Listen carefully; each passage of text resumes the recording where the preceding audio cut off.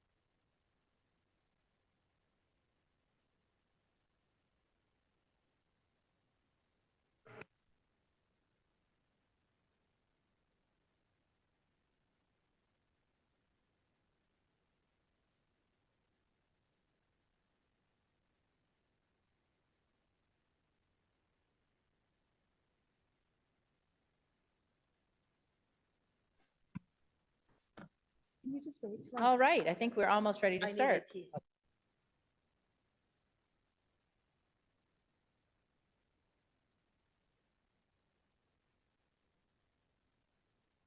Okay. Good morning, everyone. Bonjour à tous. Welcome to this Monday morning's Audit Committee meeting. Just to give you a quick run through of how this is going to go. Our first item to consider today will be the audit of the purchasing card program. We'll hear first from the Auditor General, Natalie Goujon. Then Deputy Auditor General Joanne Gorenstein will provide a presentation on the report. After the presentation, the OAG will take questions from committee members, then from other members of council. We'll go to questions for city staff afterwards. As a reminder, staff responding to questions, if not present in the Champlain room, are asked to activate their video feature on Zoom if their internet bandwidth allows. Following questions, we'll vote on carrying the item and sending it to council for consideration. Our second item will be the audit of the Climate Change Master Plan. Auditor General Goujon and Senior Auditor Rhea Khanna will provide an approximately 10-minute presentation on this report. The OAG will take questions from committee members, then from other council members. Again, we'll go to questions for staff once questions to the OAG are complete. We'll then vote on carrying the item and sending it to council for consideration. Next, we'll hear an update on the 2023 financial statements from our Finance and Corporate Services Department. Deputy City Treasurer for Corporate Finance, Isabel Jasmine, will deliver a presentation on the results of fiscal year 2023 and financial statement figures.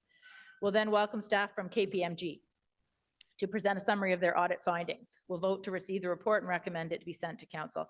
And lastly, we'll consider the report on the city's sinking fund financial statements for 2023. This report will also go to a vote to be received and sent to council for approval. All right, let's get started. Before we proceed, though, I'll ask the committee coordinator to do a roll call of all members. Councillor Hill, Present. Councillor Kavanaugh, Present. Councillor Carr, Present. Councillor Kitts, Here. Councillor Hubley, Councillor Lowe, Here. Vice Chair Brown, Here. Chair Curry. Here. Thank you.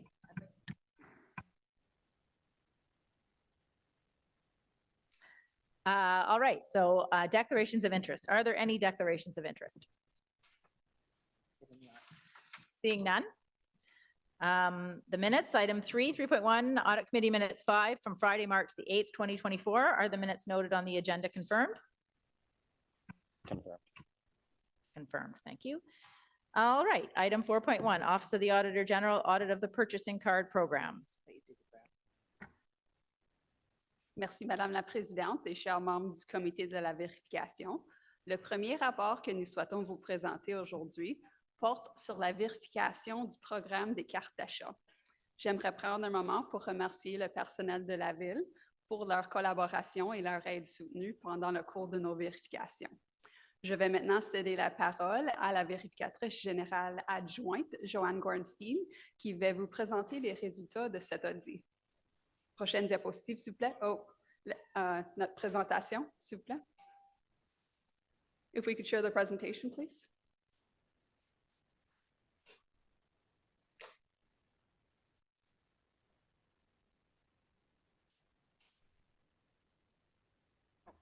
Next slide, please. Oh, perfect. Good morning. The purchasing card is a method of procurement available for low dollar value purchases less than $15,000.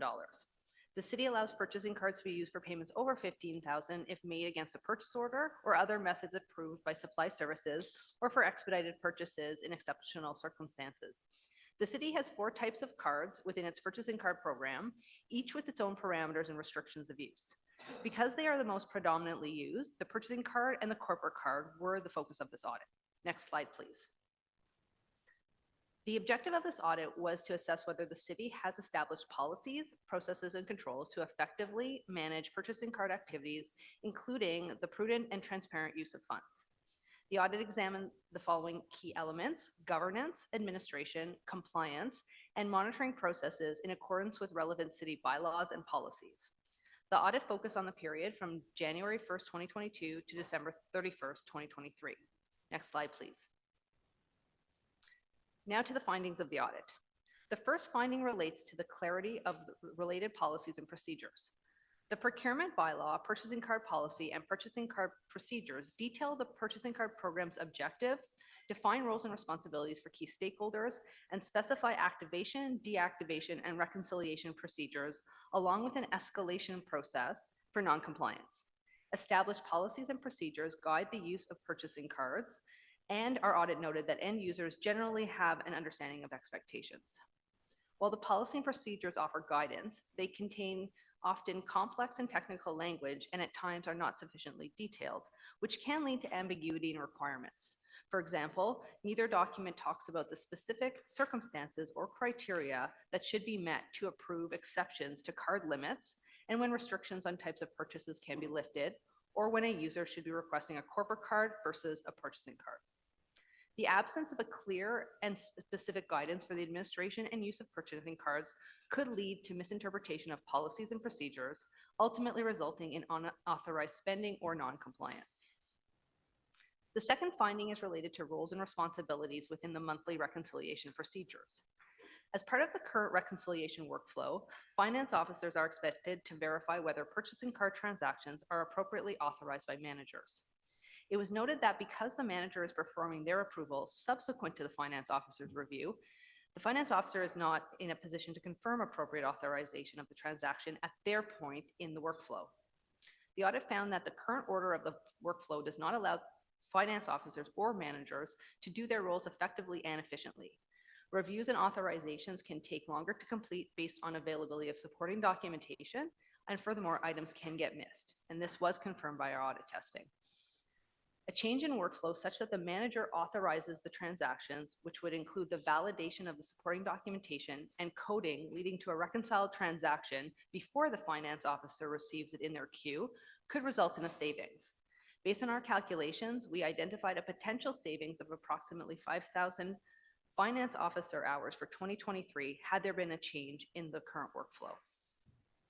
Without clarity on specific roles and responsibilities for the review and validation of purchasing card transactions, there is a risk that inaccuracies are not flagged for correction. Furthermore, inappropriate assignment of resources increases the risk of non-compliance and inefficiencies within the process. The third finding relates to training for purchasing card end users. While there are a variety of supporting tools and guidance from supply services and finance shared services available to cardholders and managers, there is no formal training provided on the purchasing card program. The audit identified that some of the existing guidance material was deemed to be outdated and voluminous. Cardholders and managers indicated that they learned how to undertake their responsibilities through other informal coaching and training from coworkers and their own trial and error. The reliance on informal tools or peer guidance rather than formal training may result in unauthorized or poorly documented transactions, circulation of misinformation, compliance issues, and increased strain on finance shared services resources. Next slide, please. The fourth finding relates to the use of the purchasing card versus the corporate card.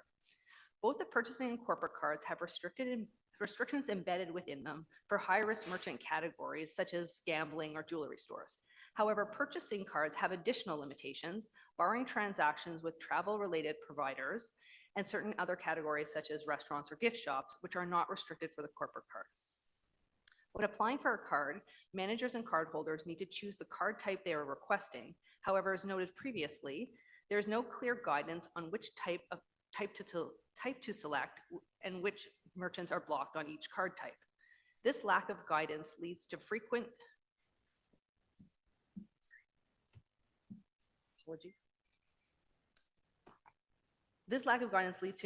attempts to buy from blocked merchants, necessitating change requests to unblock them, creating extra work for finance shared services and supply services, and blurring the distinctions between card types, including controls embedded. The audit testing revealed that 9 out of 25 transactions tested for travel and hospitality were made using a purchasing card. In all cases, change requests had to be issued to enable these purchases to be made and unblock these types of merchants. In 2022 and 2023, transactions worth $22 million were made with purchasing cards at merchants technically blocked to purchasing card holders. The lack of clear parameters on card types, merchant restrictions, and card selection, and the interchangeable use of card types by submitting change forms complicates processes, undermines the intent of the financial controls embedded within the cards, and increases administrative workload on supply services and finance shared services. The last finding is related to the enforcement of the purchasing card policy and procedures. The purchasing card procedures outline 2 types of non-compliances, major and minor. Finance shared services are expected to track, identify, and document major non-compliances and monitor and discuss all minor infractions. If a cardholder accumulates 2 major or 3 minor infractions within 12 months, Finance Shared Services has the authority to enforce sanctions on cardholders, including suspending a card. Our audit noted that card suspensions and cancellations are not being enforced due to operational requirements, and therefore the current process is not holding cardholders and their managers accountable for compliance. This could result in a perceived lack of consequences for misusing purchasing cards and also may lead to increased misuse, ultimately affecting the city's financial controls. The audit made 6 recommendations and management agreed with all of them. As part of this audit, we learned that supply services and finance shared services are currently considering introducing a risk-based approach to verification of purchasing card transactions. We understand that this approach would limit the focus of validation activities on transactions deemed high risk as part of the reconciliation process. Sample-based periodic compliance reviews of lower risk transactions would be undertaken at the completion of the reconciliation process.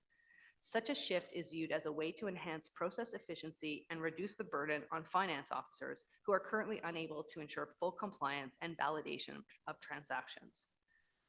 The OAG is in general support of management moving towards a risk-based approach to the verification of purchasing card transactions, as this approach could result in significant efficiencies and allow for reallocation of resources. However, we believe that addressing the risks identified in this audit report would be essential before transitioning to such an approach. Next slide, please. This concludes our presentation. We would be happy to take any questions committee members may have related to this audit. Thank you, Deputy Auditor General Gorenstein. I have here that Emily Wilcox from Newell Consulting is also available to answer questions. Yeah. All right. So questions from committee members first for the Auditor General's office.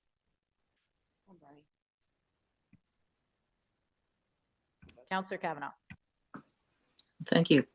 I see that it came in through the fraud and waste hotline. Was this like one time, or was it several times that this came in? Like, was this something that people suspected was problematic? Thank you for your question, Councillor, through you, Chair. We have had in the past some fraud and waste hotline reports that came in related to purchasing cards. So with that accumulation of a few, that was the precipice of deciding to conduct this audit now, although it had already been approved previously in a previous work plan. Overall, was it discovered that that it's basically a cost saving to have a purchase card versus the old system? Thank you for your question, through Chair. While our audit didn't specifically look at the cost savings of the purchase card now versus any previous model, I would believe, and I would imagine management would confirm that it definitely is a more efficient process for lower risk transactions. Okay, yeah, so, all right, no, I just wanted to see if that was considered as well. Thank you.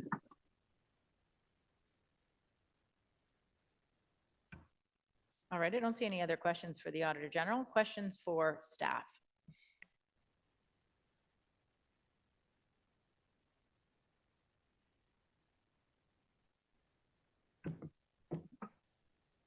Councillor Kavanaugh?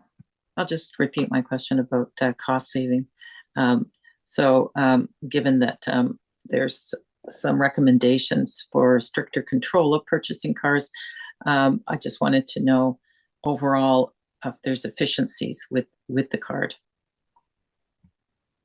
Through the chair, yes, I can confirm that this process is much more efficient than the prior process. It does provide efficiencies for low dollar value items. So it's proven itself to be much more less administratively burden and less financial impacts in terms of managing this program. Does that include monitoring of just to make sure that all purchases are in fact credible? Through the chair, yes. Okay, thank you. Councillor Lowe? Thank you, Chair. One of the recommendations in the Auditor General's report speaks to improving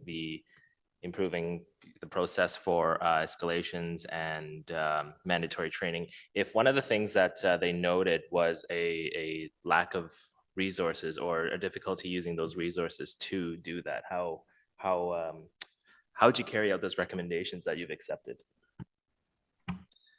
Through the chair, so we are coming out of the pandemic. Obviously, there was a lot of staffing issues and challenges. Currently, right now, a lot of this support is provided by financial shared services.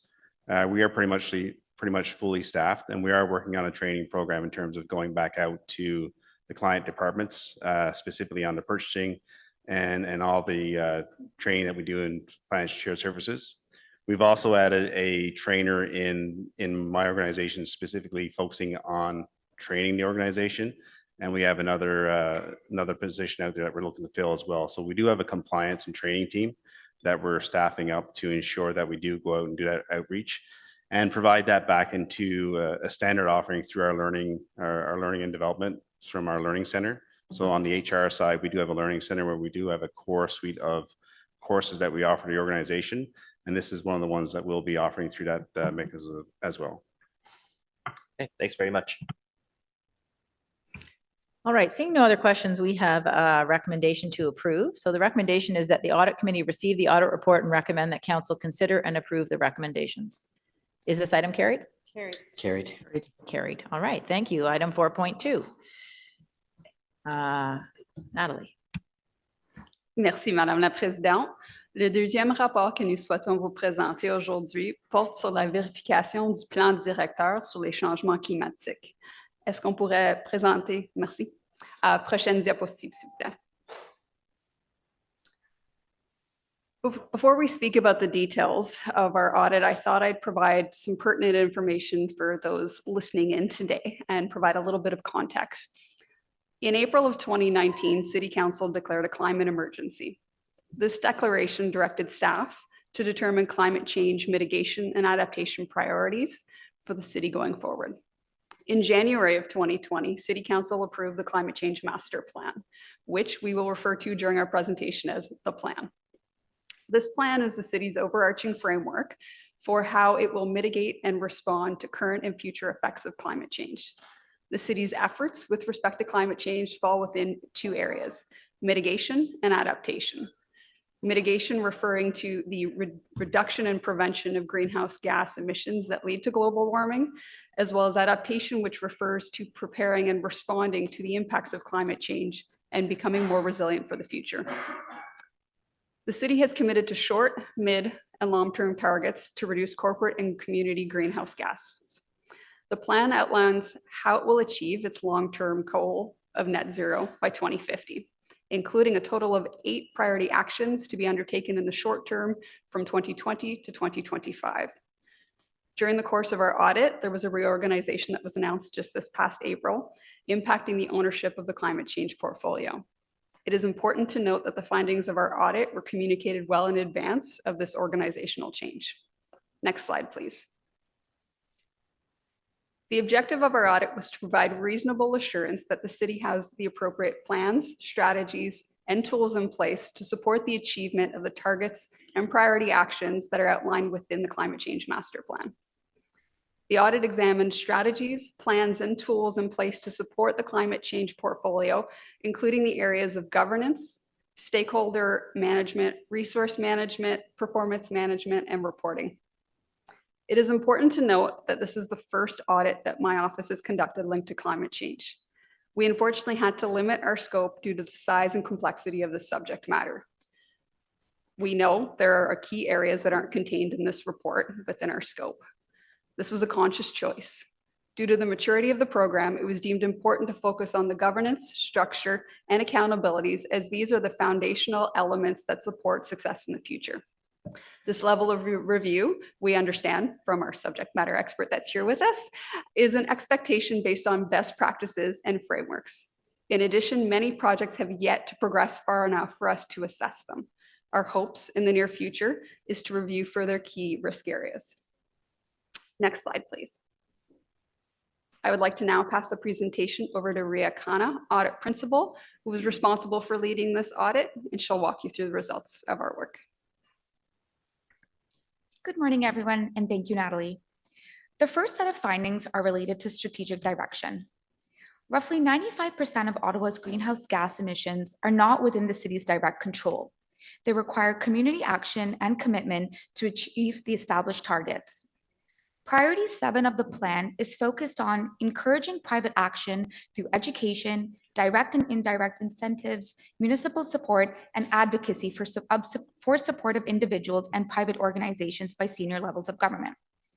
The audit noted that there appears to be a shift in strategic direction with respect to the city's role in relation to community action. There were different opinions on what the role of the city should be in mitigating community greenhouse gas emissions and influencing resident behavior changes. Some felt that given the limited funds available, the city should solely focus on its own assets and operations, indicating that to effect change in the broader community would require other levels of government. Others felt the city needs to use its influence and unique tools available to a municipality to lead, advocate for, and encourage change as much as possible. While the 2023 to 2026 term of council priorities includes a priority related to climate change, specifically a city that is green and resilient, the audit noted that there's no direct reference to community emission reductions, and there were limited community-related actions. Without clear and defined direction, the city will face the risk of inefficient use of finite funds and resources and further delays, which will impact the city's ability to meet its target and public commitments. The second finding is related to priorities. Energy Evolution is the action plan for how Ottawa will meet its corporate and community greenhouse gas emission reduction targets. However, we noted that there was no dedicated or sustainable funding identified when the Energy Evolution strategy was introduced. Given how rapidly and intensely the city is facing the effects of climate change, there's also a need to prioritize adaptation activities. The city is currently in the process of developing its climate resiliency strategy with an intended implementation plan to address the 40 short-term priority risks. We understand that in the short term, there's no plan to establish an overarching prioritized listing of actions that incorporates both major climate change strategies. These two streams of work will likely be competing for the same resources and funding. With no holistic funding strategy, the city may be unable to effectively advance work on both the mitigation and adaptation sides and obtain value for money at the portfolio level. This could also put the achievement of the city's short-term climate change efforts at risk. A realistic prioritization for both mitigation and adaptation efforts is required to support the city in meeting its climate change goals, balanced with other city priorities. Next slide, please.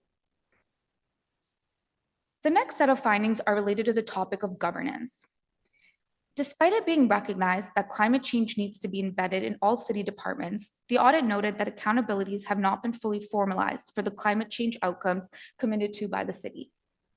In the absence of formal accountability structures, and given the limited capacity within departments, there's been heavy reliance on relationships established by the climate change and resiliency team with departmental representatives to support the plan, rather than through formal roles and responsibilities. Our audit also identified that there's a lack of clarity of roles and responsibilities. The climate change and resiliency team is widely viewed as the planning and policy arm of the portfolio, and departments are expected to take a lead role in managing and implementing climate change related projects or initiatives as they have the technical expertise. However, these roles have not been formalized. Without formalized accountabilities at all levels, the city has limited ability to hold departments responsible in achieving climate change targets and outcomes. Furthermore, a lack of clear roles and responsibilities could result in a lack of progress towards committed outcomes and potentially missed opportunities, inefficiencies, additional costs, and duplication of work. The next finding is related to the effectiveness of the Tiger team. The Climate Change Tiger team was created to champion and support the implementation of the plan. The audit found that the Tiger team has primarily been operating as an information receiving body. It has not generally been acting as a decision-making body, nor as an entity that provides strategic direction to advance the climate change portfolio. Without the strategic direction and decision-making of senior leadership, there is the risk that citywide perspectives are not obtained, which could have implications on decisions related to funding, resource allocation, and alignment with operational activities. The next finding relates to the climate change and resiliency team. As the city's center of expertise for climate change, this team provides technical expertise on corporate projects and supports community initiatives. At the time of the audit, the team was made up of 24 staff positions, 15 of which are temporary. As a result, over 50% of the $5 million that is specifically allocated to advance the plan is used for temporary staff salaries, both within this team and other departments to support climate change initiatives. This leaves only 50% of the capital budget available for capital investments. Furthermore, the temporary nature of these positions creates a risk of losing both corporate knowledge and in-house climate change expertise, as well as potentially not achieving targets if funding is not secured for future years. Next slide, please. The last finding is related to performance management and reporting. Management indicated that the city is currently on track for its 2025 corporate emission targets and behind on the 2025 community emission targets based on its greenhouse gas inventories. However, the audit could not verify this as these inventories were still under third-party review at the time of the audit. Furthermore, the audit found that there are limited quantifiable metrics or indicators established to provide insights on the progress towards the city's climate change priorities. We acknowledge, in some cases, sufficient data and systems to measure progress are not yet available. Given the limited metrics and indicators, the audit noted that current reporting provides limited insights on how the city has made progress towards its climate change priorities and outcomes. The most recent annual progress report indicated whether a priority was on track or off track based on whether it was proceeding according to specific milestones. Without clear metrics or indicators to support measurement and reporting, the city has limited ability to measure and demonstrate progress, assess value for money, and effectively make decisions to support the priorities of the plan. Overall, it is well acknowledged that the priorities and targets outlined in the Climate Change Master Plan require collaboration with other levels of government, external industry partners, and the broader community for the city to achieve its long-term goals of net zero by 2050. Our audit found that there is meaningful work ongoing across the city to advance the city's climate change goals. Notwithstanding, it is well known that the city is behind on the 8 priority areas outlined in the plan. The audit highlighted that the city needs to make decisions that will impact the direction, priorities, and resources related to this portfolio. The audit made 7 recommendations. Management has agreed to all of them. Next slide, please. If it pleases the chair, we would be more than happy to take any questions committee members may have related to this audit. Thank you. Thank you very much, Ria. We have 4 delegations that we're going to hear from today. I will just note that we also, when we get to questions for the Office of the Auditor General, we also have Claire Bennett from PwC here to answer questions as well. All right, so delegations. The first delegation is Neil Savaramanamutu. No, anyway. Saravanamutu. Just ask. I was practicing it earlier, Neil. I'm sorry. I got stressed. I'm sure. So you have 5 minutes. Thank you very much for being here. You can, yep, for sure.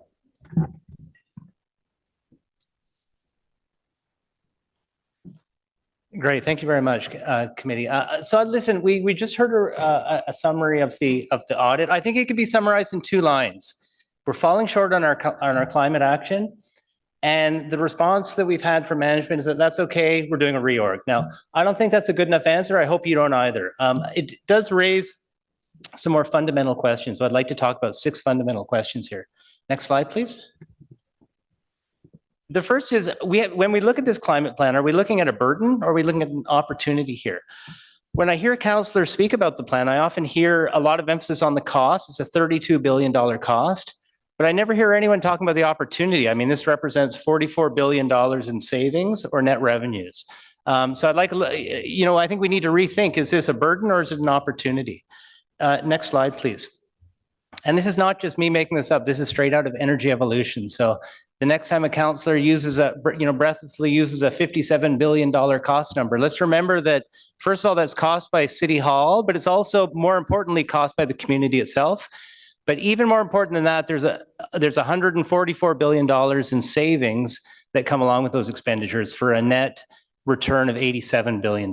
So let's put this in perspective, that this is really an opportunity, but we're treating it like a burden. Next slide, please. Second question I'd like to ask is what we've heard referred to previously is, what is the role of the city in climate action? Are we simply a caretaker of our own operations, or are we a leader who takes the region forward? And as a community member, I hope that it's the latter. I hope that City Hall sees itself as a leader that will take the region forward on climate action. Next slide, please. Because the fact of the matter is that there's a number of actions that members of the community cannot take until City Hall takes action first. One example is with regards to the transition to electric vehicles. And for anyone that doesn't have a driveway, or many people that don't have a driveway, on-street parking is really the only option that they have. So next slide, please. What we see in Montreal is on-street EV parking everywhere where there's where it's required. And these are the sort of actions that City Hall needs to take in order for the community to be able to do their part. So this idea of we can just look after our own sandbox and not worry about the larger community, there's examples where that just doesn't hold. Can I have the next slide, please? The fourth question is, there's a number of regulatory actions that City Hall can take that actually cost nothing. And so we haven't made a lot of progress on some of those, and perhaps it's time to. Building standards is a perfect example. So we've got, looking forward, we've got high performance building standards, essentially looking at the building code and saying, is it good enough? This effectively costs us nothing in fiscal terms of the city budget. This is an action that we can do that, again, will have implications have implications across the community. So can I move to the next slide, please? The fifth question is, we need to be honest here about, does council think that climate action is required? So this is, I've heard a number of council members say, well, what about China? Like Canada's only 1.5% of global emissions and Ottawa's only a much smaller part of that. So why bother? I've also heard councillors say that technology will solve it all. So what, who cares? I would argue both of those arguments are wrong. Happy to go into them in more detail later, but climate is a shared problem. We all have a part to play. It's the same reason that everyone here probably contributes to their recycling program and puts their waste in their green bin. Even though, I do that, I'm 1/1,000,000th of the population of Ottawa. I have no material impact on my own, but collectively we amount to something. Next slide, please. The final question I'd like to ask is, when are we going to restart the annual reporting on emissions? So as you know, the climate change master plan commits us to annual reporting on what our emissions levels are. We haven't had this since 2020. Obviously, there's been a couple of years that have happened since then. We've got our first medium-term target coming up next year. We'd like to know whether we're on track or whether we're moving in the right direction. So just last slide, please. So the big question for council, like we really have to decide, are we leaders here or are we simply caretakers? And if we're going to be leaders, let's lead. And finally, can we please live up to our promise of reporting annually on those emissions? I've written quite a bit on this. That's the Substack where I write it all if anyone's interested in seeing more. Thank you very much. Perfectly on time. All right, questions for Mr. Saravanamutu. Was that better? Well done. Council members, committee members first, Councillor Carr. Thank you. Thank you for your presentation. I just have a question with respect to your first slide. You talked about the reorganization. Do I take from your presentation that you don't think the reorganization is a good idea, or you were concerned about it overly being focused on as an audit recommendation? Well, more the latter, Marty. I'm concerned that saying that a reorganization is going to solve all our problems is not the right way to go about it. I have no particular comment on the reorg itself because I don't know the details of it. But to say that by a reorg is going to address all of these outstanding issues, I don't find that's a suitable response. Okay, I kind of took it when I read it that the reorg was needed in order to help us move forward, because when I look at the comments on the current organization, the temporary nature of positions, lack of clear roles and responsibilities, Tiger team not providing direction, departments not being assigned specific targets, that I thought it was more an initial step in order to realign, get people directly responsible. We now have a whole area that's responsible for climate change, pulling those resources together, and then hopefully get back on track to making the progress that I think we all want. But I just wanted to get clarification of that. Sure. But thank you for coming. Councillor Kavanaugh. Thank you, Chair. Thank you, Neil. In terms of the presentation from the auditor, we heard about the 5 million and that half of it is for staff and half of it is, I'm not sure, the other half is programs or something. But I just wanted to get feedback on where staff fit in, how much we need of staff, and how we balance that out. And I just wanted to know where that fits in with your recommendations of spending. Well, look, 5 million is a fairly modest amount. And so obviously we need to use it. We need to think strategically and wisely about how we would allocate that. What I would say, and a lot of the discussion that I've seen is, should it just be on corporate emissions? Should it be all on mitigation versus adaptation? And I mean, to be honest, I actually think that's the wrong answer to try to just put it into one bucket or another. I think we should turn this back to staff and say, where is the highest return on a marginal investment? As I say, it's a pretty small amount. So let's do whatever gets the highest bang for buck. For the buck. And the other thing I noticed too is that the Federation of Canadian Municipalities came out a few days ago with a $500 million fund dedicated to adaptation. So that's, if you think about what Ottawa's share, like fair share should be of such a fund, we're probably looking at $10-15 million or more, which is far more than the small amount we're talking about. So again, Councillor, I would say that if we're thinking about how we allocate that $5 million, let's leave it up to the experts to tell us where we'll get the highest bang for our buck. Okay, assuming that's staff who are the experts, not sure. But in terms of the benefits that you were talking about, 87 billion, what is like the low-hanging fruit of that? What is something that we should do like right away? Yeah. Well, for instance, retrofitting buildings leads to energy savings. That's something that can be done on the corporate account. It's important, but it's important to remember that most buildings, of course, out in the city are not city assets. They're privately owned. And so then the question becomes, how do we go about incentivizing individuals to retrofit their homes or their businesses or other organizations? And, for instance, one of the things that I would love to see that other cities are doing is trying to take home retrofits from being a personal project that I need to do and figure out on my own and come up with the financing to actually project manage it for a whole street or a whole block or a whole neighborhood at a time. So that individuals can simply sign up to, yes, I want my home retrofit. I don't really want to become an expert in energy efficiency, but I'm happy if there's a trusted partner provided by the city that can do that for me. So those are the sort of actions where I think we can, there is low-hanging fruit. Okay, thank you. Thank you. Councillor Hill?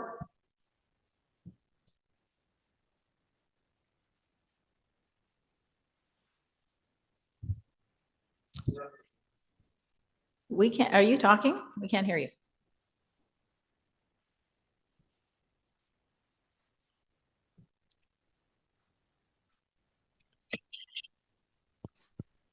Okay, can you hear me now? Yes, we can. Perfect. Thank you very much for the presentation. Mr. Saravenamuto, you mentioned that you want to see us looking at where is the highest return for a marginal investment. And I'll go back to your 3-point slide about, China versus technology versus, looking at our own backyard. And is it not fair to say that, looking to get the highest return for marginal investment would be looking beyond the 0.001% of the global greenhouse gas emissions that are emitted from Ottawa and trying to find with our technology park partners, broader solutions that do involve technology so that we're actually working in an environment where we're not limiting ourselves to less than 1% solution space and actually working in an area where we can address 99.99% of the problem. So Councillor, I don't fully understand your question, but again, I think it's the wrong analysis to say that because Ottawa represents some tiny percent of, some tiny fraction of global emissions, that the people of Ottawa should, that this should not be a priority. Again, we should be looking, and yes, we should be using technology to its full extent. The question is, how do we leverage technology to get the biggest reduction in impact in emissions throughout the region? So I'm not sure if that answers your question, but again, on the China question and the fact that we are a tiny share of emissions, I come back to the example of recycling and of organic food waste. And again, I'm sure pretty much everyone in this room recycles. Pretty sure everyone in this room puts their food waste into the organic stream, and each of us acting individually has zero impact. Okay, the fact that I put my organic waste into my green bin has no impact on when Trail Road will fill up. But if we all do, we can extend the life of Trail Road, and that's why it's wrong to say that because we are Ottawa is such a tiny share of global emissions that we have a free pass. Yeah, so a little bit on the language there. You commented that, Ottawa shouldn't get a free pass, and you've also commented that, we shouldn't say that it's not a priority. And I don't think the Auditor General report is saying either of those two things, and I don't think that City Council has said either of those things either. I think it's just, there has been some challenge function to say, from an economic perspective, are we balancing all of the priorities that we have from a city perspective? You brought up the high performance development standards as well, which is a good example. I think your comment was that this effectively costs us nothing. Well, I would suggest, that that's not accurate, because it does cost. There are costs that go with reducing your supply chain options when you're investing in housing. And I get the balance that goes with that, because you're right. If we had a perfectly efficient building and structures, that would certainly be a vast improvement from the requirement for energy management.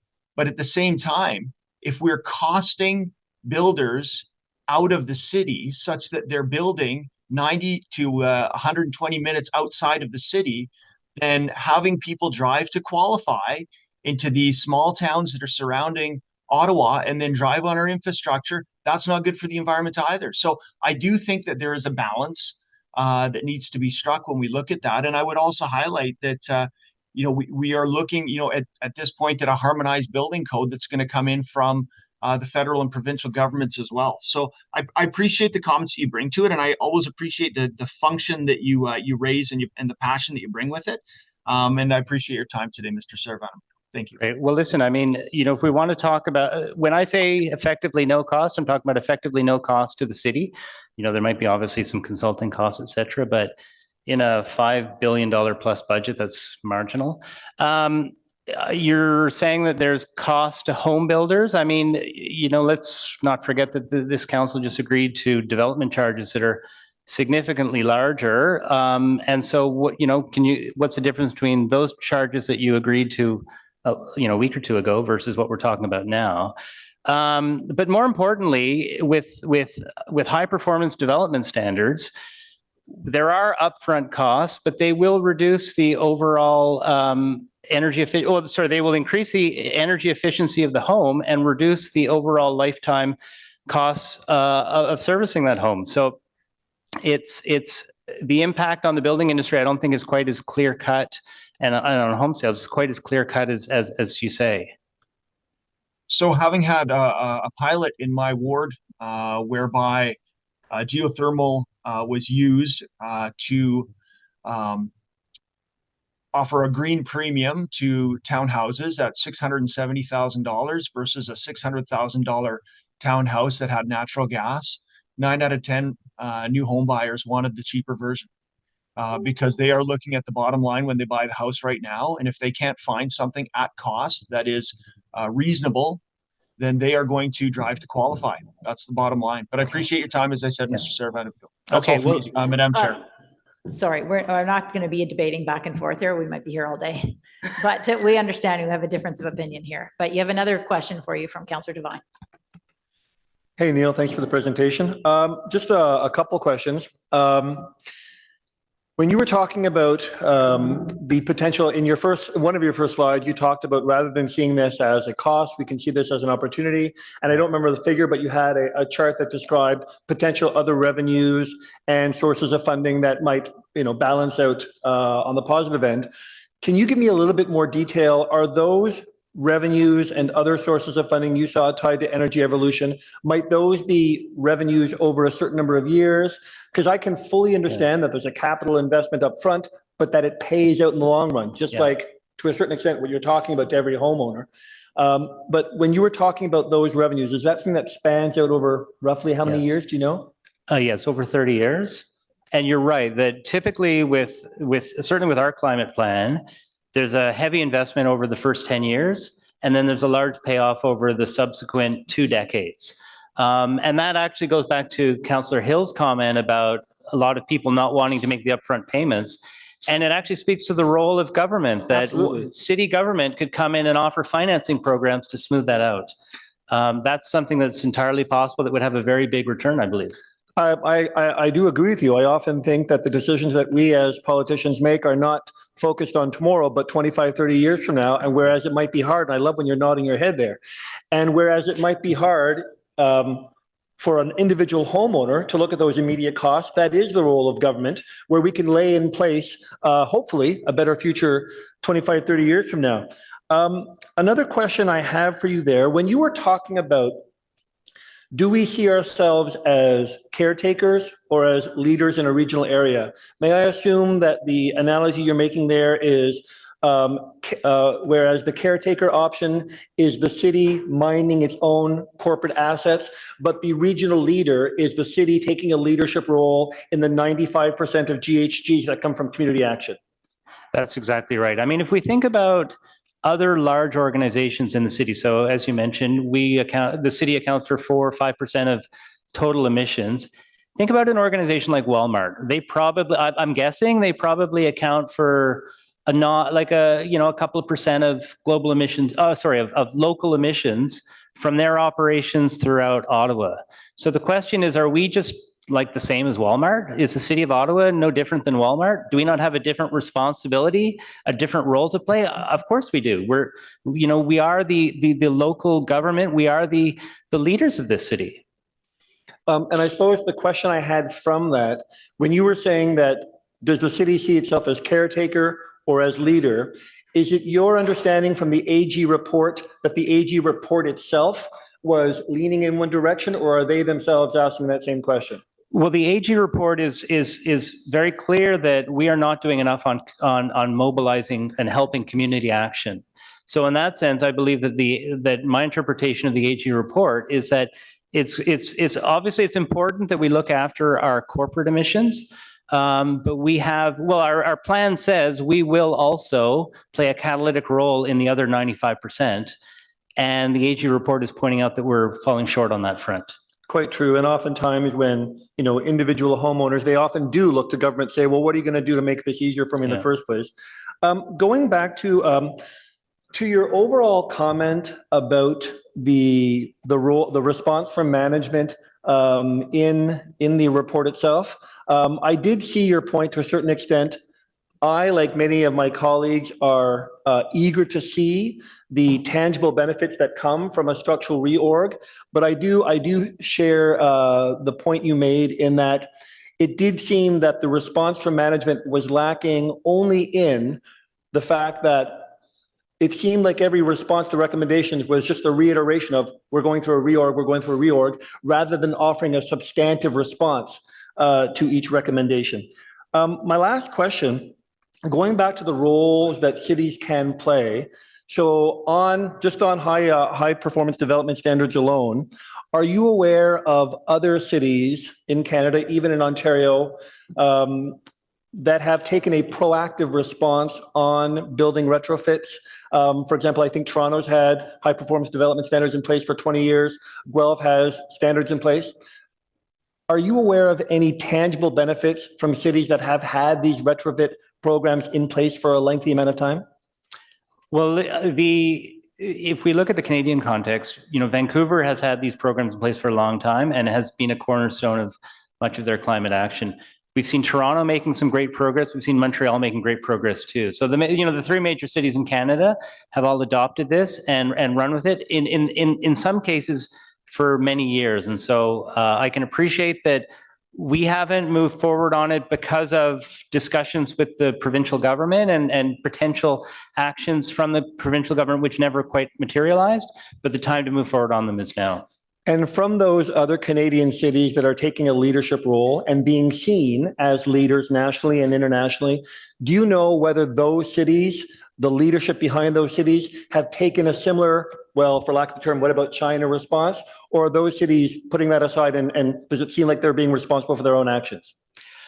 Well, listen, I mean, this is a fundamental question that every city council needs to address, is that do we look at ourselves in the global context and say that we represent effectively 0.0% of this global problem, or are we going to lead by example and actually be part of the solution that we require thousands of municipalities around the world to do? But there's actually one of the other reasons that cities have taken action on emissions so proactively is that we have to remember that emissions are actually local air pollution. So I think it's 15% of kids in Canada now have asthma, which is double the rate it was a couple of decades ago. And that's because of local air pollution. That's the tailpipe emissions that we are that we have not moved quickly enough on in reducing. Across Canada, there's 15,000 people a year that die prematurely from air pollution. Now, air pollution are emissions. And so as a city, we can say, well, we're not a big enough part of the problem, but we are, by failing to take action, we're having an impact on the health of our local community. And as I understand it, our emissions per capita in Canada are higher than most G7 nations. And with the majority of populations moving to cities, the responsibility is more and more upon cities to take action on this. Councillor Devine, your time is up. Yep. Okay. Thank you, Mr. Saravan. Thank you. Our next delegation is William Van Geest. Thank you, Chair. Are you able to hear me okay? We can. Great, thank you. So yes, thank you for the opportunity to address you. I'm doing so on behalf of Ecology Ottawa. We're grateful for an audit of the Climate Change Master Plan. To implement a plan properly, of course, it's imperative to have occasional checks. And there are, of course, few issues of greater concern than climate change. If anything, we would prefer more reporting. The greenhouse gas inventories, for example, are overdue, as the audit itself acknowledges, and we haven't seen a CCMP update for 2023 yet, and it's already June. So again, this audit is welcome, even if it does have some shortcomings, some of which I'll mention. But first to the audit's content. It confirms things that Ecology Ottawa has been saying. One thing is lack of funding. We delegated to the Environment and Climate Change Committee last November to ask for increased CCMP funding. The $5 million in the city's last two budgets, while a start, is far too little. While there have been other investments into specific parts of the plan, like electric buses, many of these investments are one-time. And even with these investments, we couldn't be remotely close to the $687 million annually that the plan calls for. This brings up one of the audit's shortcomings. We shouldn't need to imagine how we're doing with investments. These numbers should be in the audit. This is particularly relevant given that CCNP spending will ultimately yield substantial savings, while net annual savings and revenues were supposed to exceed annual investments already in 2032, as the previous delegate mentioned, with a net community-wide return of $88 billion by 2050. $88 billion. Are we on track with these projections? We've seen no evidence that we are, but we just don't know. And not knowing this means we don't know what's necessary to catch up, or the significantly greater investments we'll eventually have to pay reactively because we didn't spend proactively.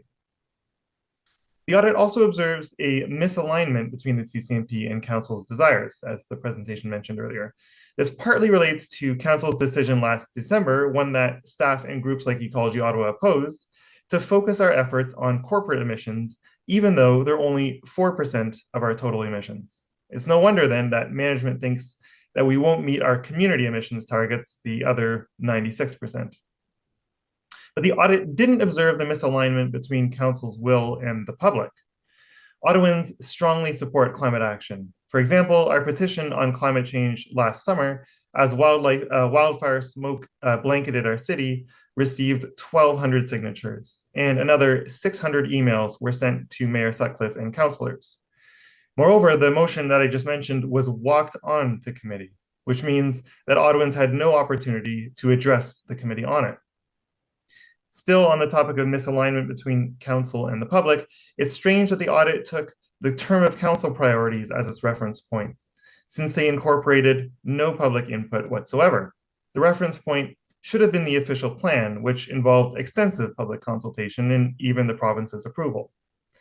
Further to the term of council priorities, we believe the audit interprets one aspect incorrectly. It observes that the priorities don't mention GHG emissions, only climate adaptation. But the priorities call for a green and resilient city, and green here must imply GHG mitigation.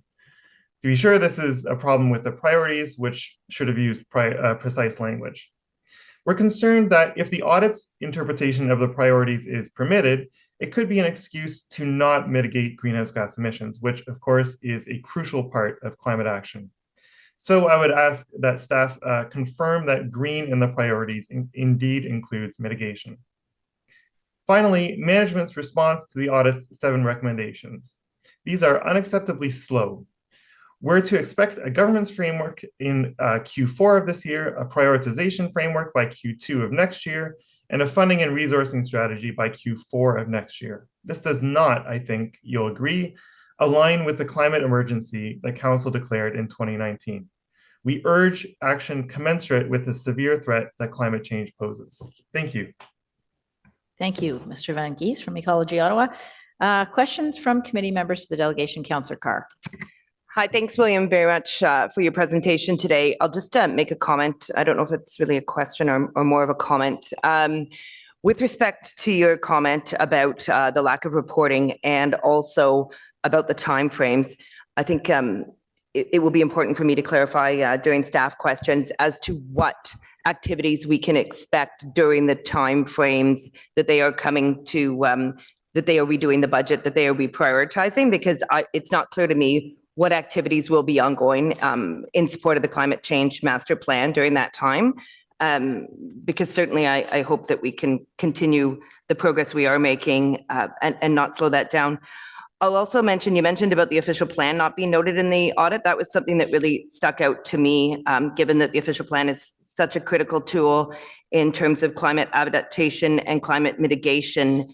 And it is also the overarching document that will allow us to implement the new zoning bylaw. And of course, zoning along with bylaws being one of the most, being the tools that we do have in order to regulate emissions. So I did note the absence of that as an important document in the audit as well. But mostly just thank you for coming out today. Yeah, thank you. Those are 2 points that really concern us as well. What is going to happen with the CCMP's implementation while we wait for these various deliverables from the climate team? And as you mentioned as well, the zoning bylaw and other items like the HPDS, these are all critical aspects to mitigating community emissions. Yeah, 100%. Thanks very much. Thank you. Thank you. Councillor Hill. Thank you, Mr. Van Geest. I appreciate the comments. I guess what I would challenge is it not fair to look at the pace with which we're implementing new planning, on this portfolio, on others as well, and say that a measured approach to looking at our procurement processes, to looking at the available technologies, to looking at, other municipalities, that there's a value in a measured approach so that we don't run too quickly and trip and end up further behind where we would otherwise be. I can understand the desire to get to that ultimate goal, as quickly as possible. But, there's a time to sprint and there's a time to pace oneself. And my concern, and we've seen this on other projects as well, I could list a myriad. We'll start with the LRT procurement for phase 1. We had a public inquiry on that, despite the fact that I don't think anybody would have said that having an awesome public transit system for the city of Ottawa is good for commuters, it's good for the environment, etc. But we ran too quickly and we tripped on ourselves.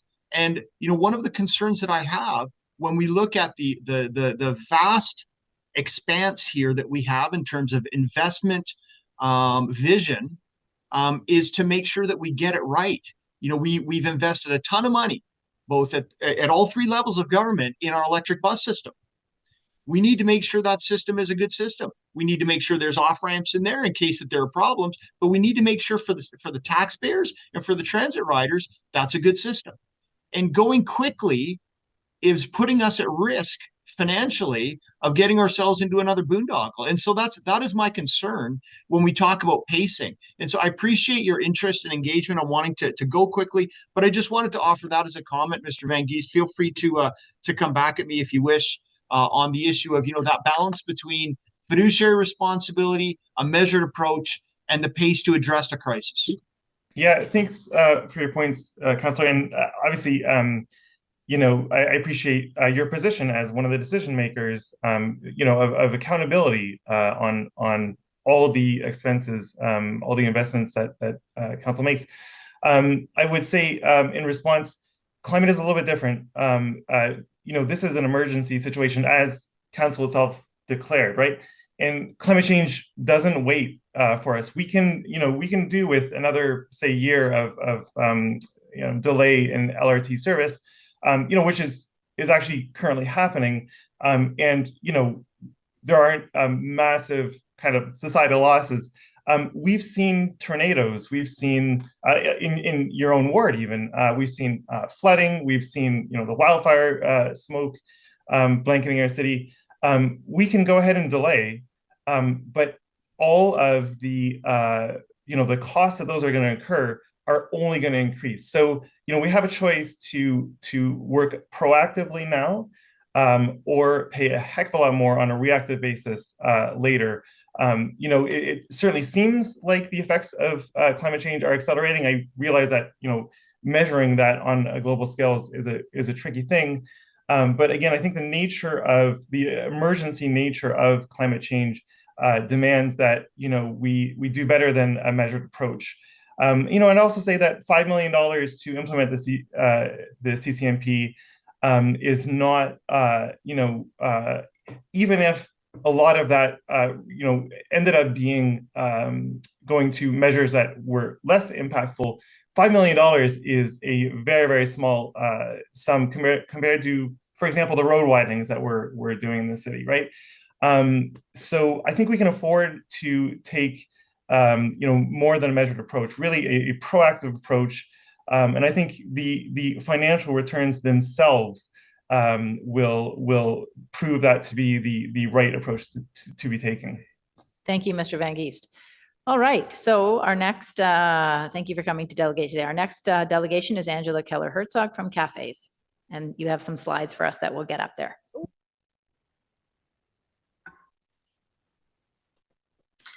Okay, good morning, everybody. So yes, I'm Angela Keller-Herzog with Cafes.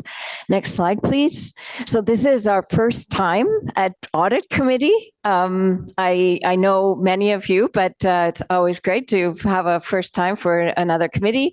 Cafes, I think most of you know, we're a network of environmental and climate leaders. We have individual and organizational members now from all wards of the city. Next slide, please. That's the overview. Next slide, please. So first of all, the context, as has been already started to be discussed, the strategic direction for climate actions for the city, creature of the province, comes in part from provincial legislation, the policy statements, and also requirements in asset management. We also have major obligations from a climate lens on the official plan on some of the big moves. We have the term of council priorities, and then we also have a 5-year update and review cycle that is planned for in the climate change master plan architecture. Next slide, please. So I think that sort of context is important to understand the audit findings. So first of all, Cafes really welcomes this audit and that this audit was undertaken and the recommendations. Many of those recommendations, in fact, echo things that we have been saying in public delegations for several, like many years now. The highlight obviously is that we want to see public metrics and reporting so that there's accountability and transparency. And this is important for councillors and this is important for the public. So let's go for that. Thank you. Next slide, please. So in terms of the audit, there are some gaps, though, that we would like to point to. The scope of the audit and the framework of the audit included stakeholder management, yet there are no recommendations, nothing on stakeholder management in the audit itself, in the audit findings. We think that there is a complete structural gap in Ottawa in terms of a functioning public stakeholder engagement mechanism for climate. There used to be structures and they're all defunct now. And at the same time, Ottawa has a vibrant technology sector. There are corporations in Ottawa spending millions in terms of energy transition and climate, and they're leaders, global leaders. There is a vibrant civil society community that is prioritizing climate, yet there's no mechanism for a conversation and collaboration with the city, which we need obviously to move forward on community emissions results. And the energy transition that is at the center of all this, a key stakeholder is Ottawa Hydro. So to have the city have a stakeholder relationship on this absolutely critical core part of the energy transition here in Ottawa, and to have that not mentioned in stakeholder management, we think is a huge gap. Next slide, please. Okay, climate risks is the other big gap. The city has done significant homework in this area. There are big reports, many pages that most people haven't read, but some of us avid climate watchers have. The city has identified 40 critical climate impact risks. We have steeply rising climate costs. So where is the long-term financial plan for climate mitigation and adaptation? These are red flags that are ignored. So another huge gap. Next slide, please. So then looking at the management response, we are a bit worried in the sense that we have a reorganization going on that hopefully is an opportunity, yes. We have a promise for a reprioritization, and we have a promise for figuring out roles more clearly. So will all of this lead us into a whole year of delay and confusion because we don't know who are the managers, we don't know who are the leaders, we don't know what are the priorities. So we really think there needs to be some kind of direction for there to be a work plan so that we know and can be assured that the team that we have are still basically engaged in effective implementation of the climate master plan. Next slide, please. So our recommendations then are to ensure that the audit follow-up provides impetus for more effective action. And this is really the point of having a performance audit. It's so that we can do better. So we'd like to see this audit, which we very much welcome, translate into better action. And we think that especially in this very vulnerable next year, we would like to maybe have council direct staff or ask staff that there should be a work plan so we know that stuff is getting done. And I'm quite in support of what the earlier delegation said. We want to have effective impact. We want to make the performance metrics public, please. And we would like to harmonize the cycle of prioritization coming out of this audit with the 5-year prioritization update cycle of the climate change master plan, rather than piling another prioritization the next year. Great. And I'll stop there. Thank you. Thank you. I'm sure you'll have questions for you. Angela, 2 things. Number 1, thank you very much for coming to the Tech Park the other day for the Urban Land Institute event and asking Nokia, based on their new construction, exactly what they were doing. Because the answer was so interesting that is a big part of their bottom line of making sure their buildings are energy efficient and not having a lot of emissions. So that was one thing. Number 2, in terms of your Hydro Ottawa comment, when this report comes to council on the 25th, which is a Tuesday, right? The Tuesday council meeting, Hydro Ottawa will be giving us their annual plan at the same time. So that'll be an opportunity to ask Hydro Ottawa questions right there with this, basically on the agenda, just so everybody knows. So, okay, questions for Angela. You know what, Councillor Menard, I'm going to go to you first because thank you for being here as chair of the Environment and Climate Change Committee. So I'm going to go to you first. Thanks very much, Chair. And Angela is also a resident, and appreciate your advocacy and all the the free time that you put in because you care about this topic, Angela. Your volunteerism is very appreciated across the city. I did want to delve into the stakeholder engagement issue, and maybe I should just start to also thank the auditor and team for this really important work. And at its heart, shows how much the city, I think, needs to take this seriously and get a plan in place that will resonate with both community and council table. So thank you for all your work. Angela, I wanted to delve into the stakeholder engagement issues from your public delegation. So we have excellent stakeholder groups. I know the vice chair knows this as well, already established with deep knowledge and people ready and willing to take action right across the city. I have asked in the past that these groups be incorporated into a working group along with city staff. We've done that on many files, things like the solid waste master plan and other files have incorporated city staff with the public that's engaged on these issues, and it's worked tremendously. This I think would work very similarly. So I'm wondering, what can the city do to ensure better stakeholder collaboration on climate action? Why is it such a gap right now, and what can be done in your view? Thank you very much for the question, Councillor Menard.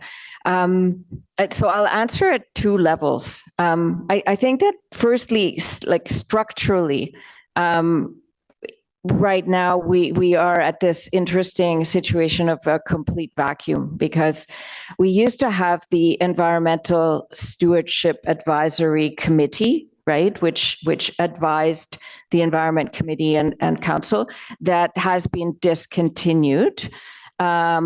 We used to have a climate sounding board when a lot of the work went on to develop energy evolution and the climate master plan. There was an active consultation forum where there was, I forget how many people, maybe there was like 30 or 40 stakeholders that had been invited, identified, and we would have meetings and discussions and breakout tables and all kinds of things. And that has discontinued. And then we also had the mayor's environmental roundtable, which also hasn't met this year and seems to have is inactive. Let's put it that way. So there's this like complete absence of how do we have an organized conversation about these things, with the exception of, I suppose, 5-minute public delegations, which is not, that fulsome. the second level is how can the city actually have good engagement with community? And I think that, again, there's many different models possible. But for example, this past Saturday, we were in Alta Vista and we were talking about, well, basement flooding. So you might think that that's like a pretty mundane topic, but we had a couple of representatives from the city and stormwater management. We had Councillor Carr there. We had people from the insurance sector there, right? And that were explaining a bit to residents how that works. And then we had residents asking excellent questions. So those kinds of community dialogues and engagement things, that's something that your like civil society organizations can help organize so that we have a much more vibrant conversation in terms of the way forward. And I think, like with everything else, like the city alone is not going to be as effective moving things than if we work together. Thank you. Vice Chair of the Environment and Climate Change Committee, Councillor Carr. Thank you very much, Chair Curry. Thank you, Angela, for coming here today, and thank you for your work always with outreach and for inviting me this past weekend. I think that's a great example of the level of stakeholder engagement, the community involvement that's so important. I know you heard me say at that meeting when I woke up late in the evening on August 10th, when I had hundreds of calls coming into my office because of the flooding of Alta Vista, which was the ward with the most reported floods. I had no idea what to do. I no idea how to help these people, the programs that existed. And I think it's really important that we have those kind of engagements. I'm going to follow the Councillor Menard's questions on stakeholder engagement, because he spoke a lot about community groups. But the one piece that I found that was sort of missing, and I was surprised there wasn't recommendations around it. Well, it's twofold, really. One, I didn't see any mention of Indigenous communities in terms of engagement. And the second piece is, I think one of the challenges that I feel with the environment is that there isn't a lot of coordination between the federal and provincial levels of government who have the ability to regulate many of these things. And the municipalities have tremendous responsibility and opportunity in terms of the fact that we're responsible for transit, we're responsible for parks, we're responsible for all these great things, but ultimately a lot of the regulation comes from feds and province, and we don't know really what they're doing. There are different programs that are introduced, and in your world where you're actively engaging, how much of engagement do you have with those different levels of government and with Indigenous communities? Thank you for that. Okay, so that was a lot. So a lot of people might say that I don't have a lot of boundaries. I work all the time. Like, it doesn't matter if it's Sunday, which is a problem. But one of the boundaries that Cafes has is that we focus our work on the local level and on the municipality. So when it comes to doing advocacy work at the federal level, I mean, I know I'm sitting in Ottawa and occasionally like, okay, you can persuade me to talk to my MP or MPP, but most of the time it's like, no, we have boundaries.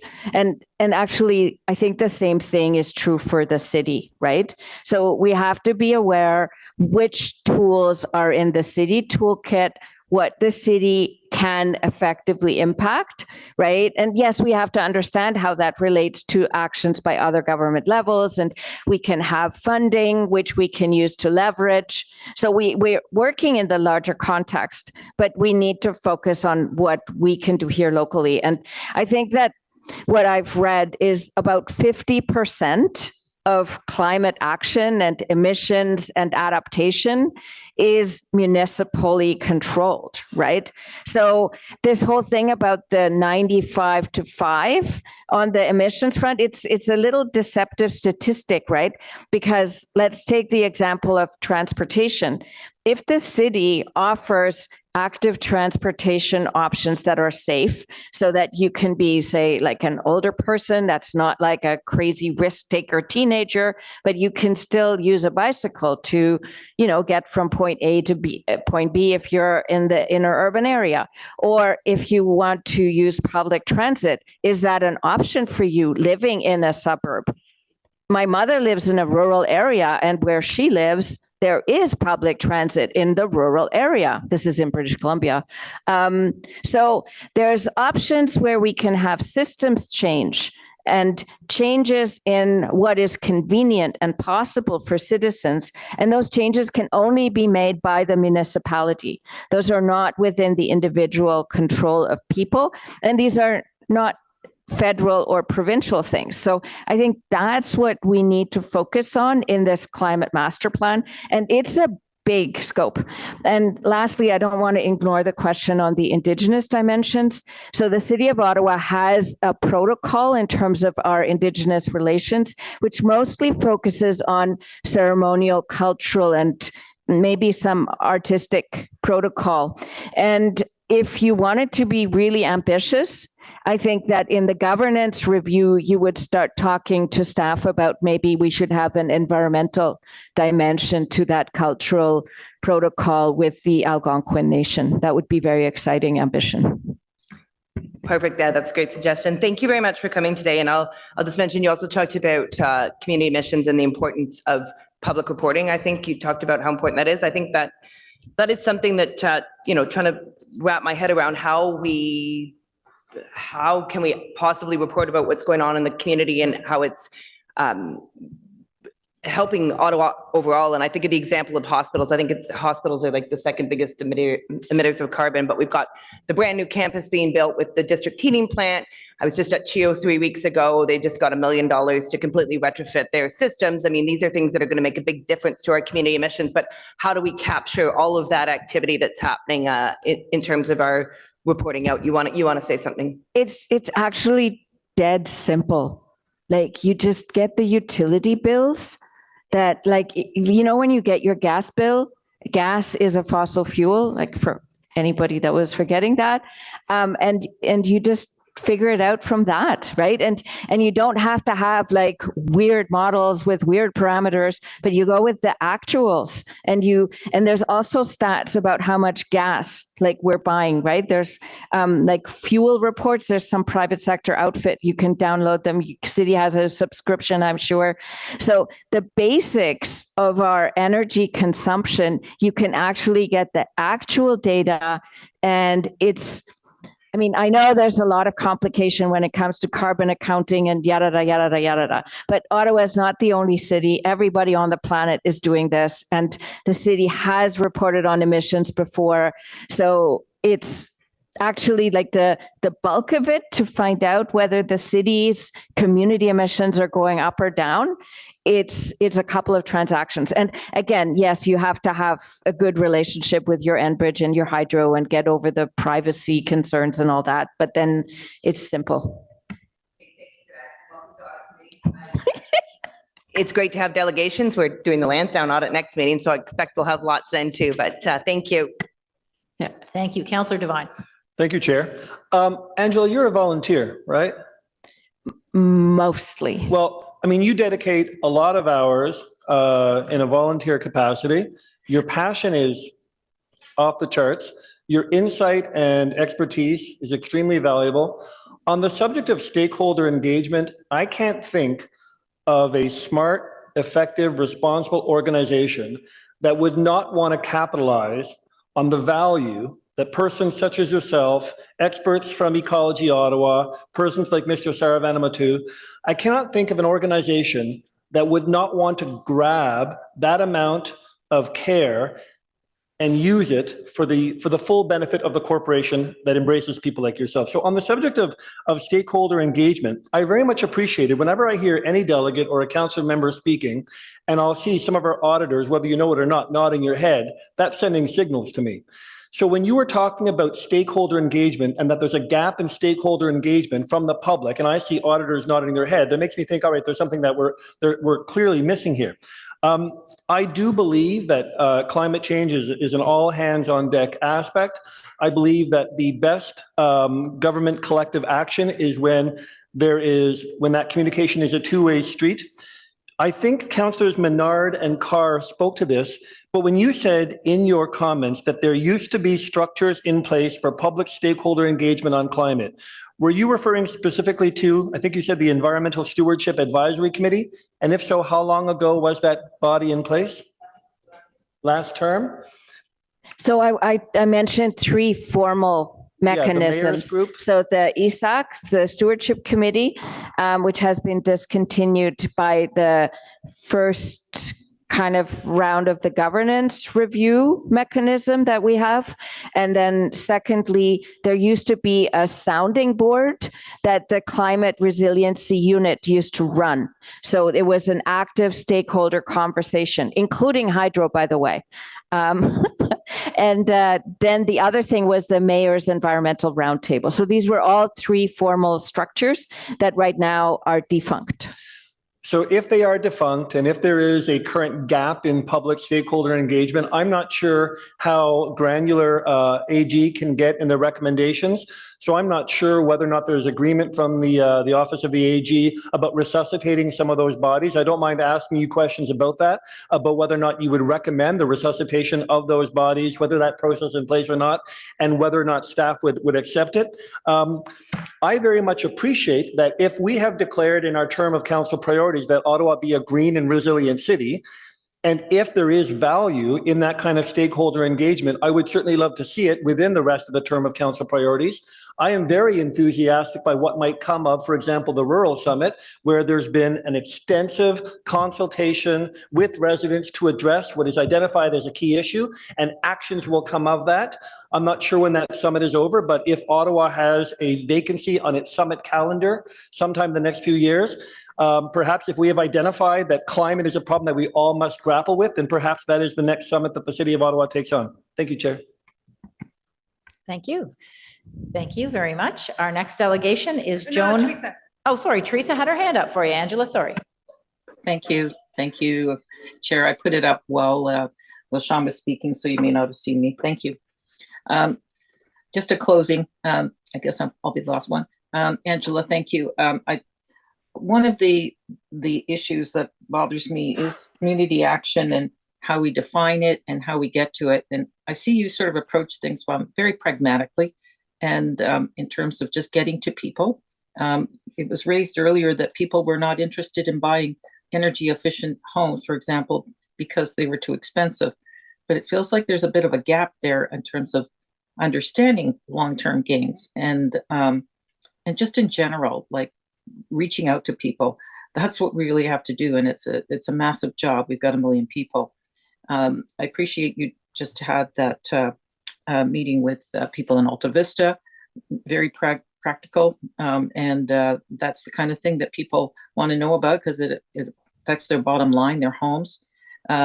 What other things would you see as something we can initiate to do along that line of just getting to people that this is very practical stuff that we should be doing right off the bat?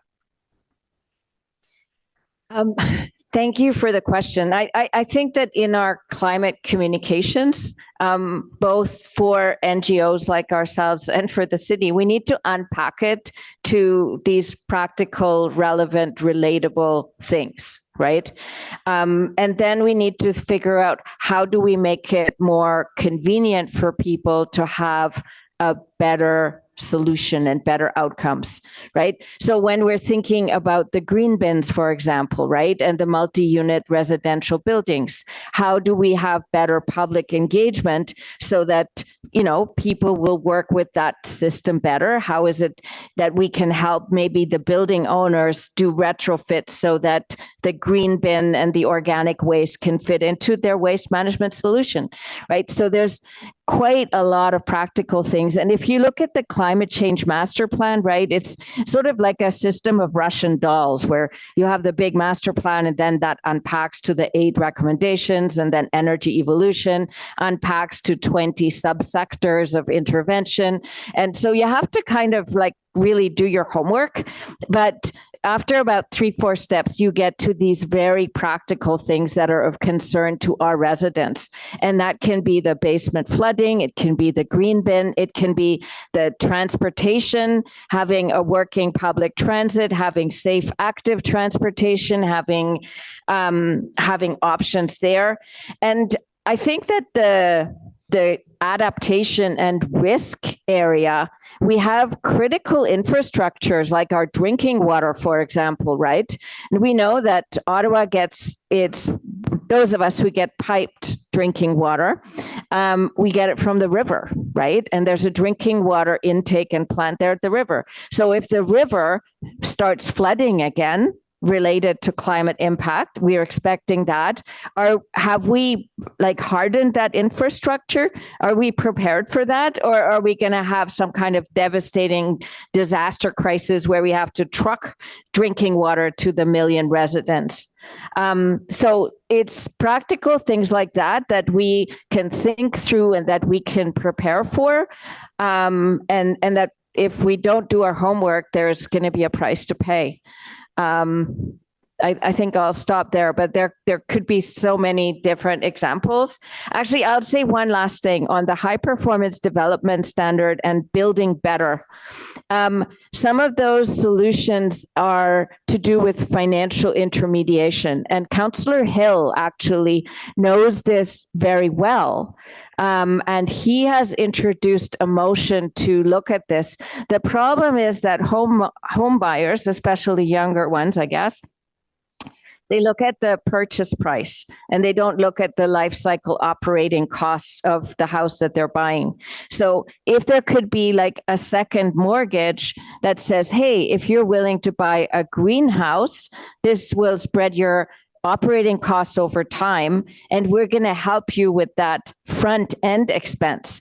So those kinds of financial interventions is something that a city can help its residents that will then result in net benefits. So some of it is engaging with individuals at community level, and other parts of the solution have to do with the financial heft of the city, which can be used to help citizens. Thank you very much. Thank you very much. Thanks, Angela. Our next delegation is Joan Freeman. You have 5 minutes whenever you're ready. Good morning. Thank you for this. It's been a great discussion and really interesting, and I thank you all for the attention you're putting towards it. I'm part of C3. We're a small group that thinks quite a lot about climate issues and what to do about them in action, and we've been trying to support the city among other groups.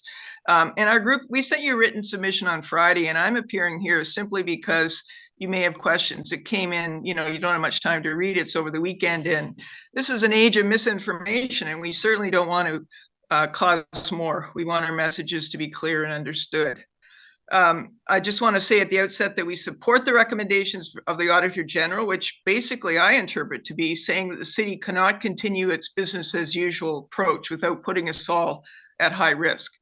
The time has come for council, the decision makers, to decide and direct the city to move away from its business as usual towards a much more proactive and a bold role in managing climate risks.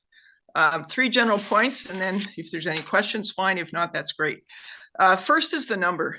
Now, we talked about this a bit. The $687 million required per year is the annual corporate investment, and this number has been thrown around and miscommunicated a lot. This is the total amount from all sources. Think the federal money for electric buses. The city's part isn't really known, but it's estimated to be no more than a third, so that would be $230 million. That's still a lot, but it's only 4 to 5% of the city budget. It's not easy to find that amount, but I believe if the climate was a priority and thinking about all of the benefits you get from doing it, that there could be reallocations within the budget, the staff, and the way of working that you could come up with this.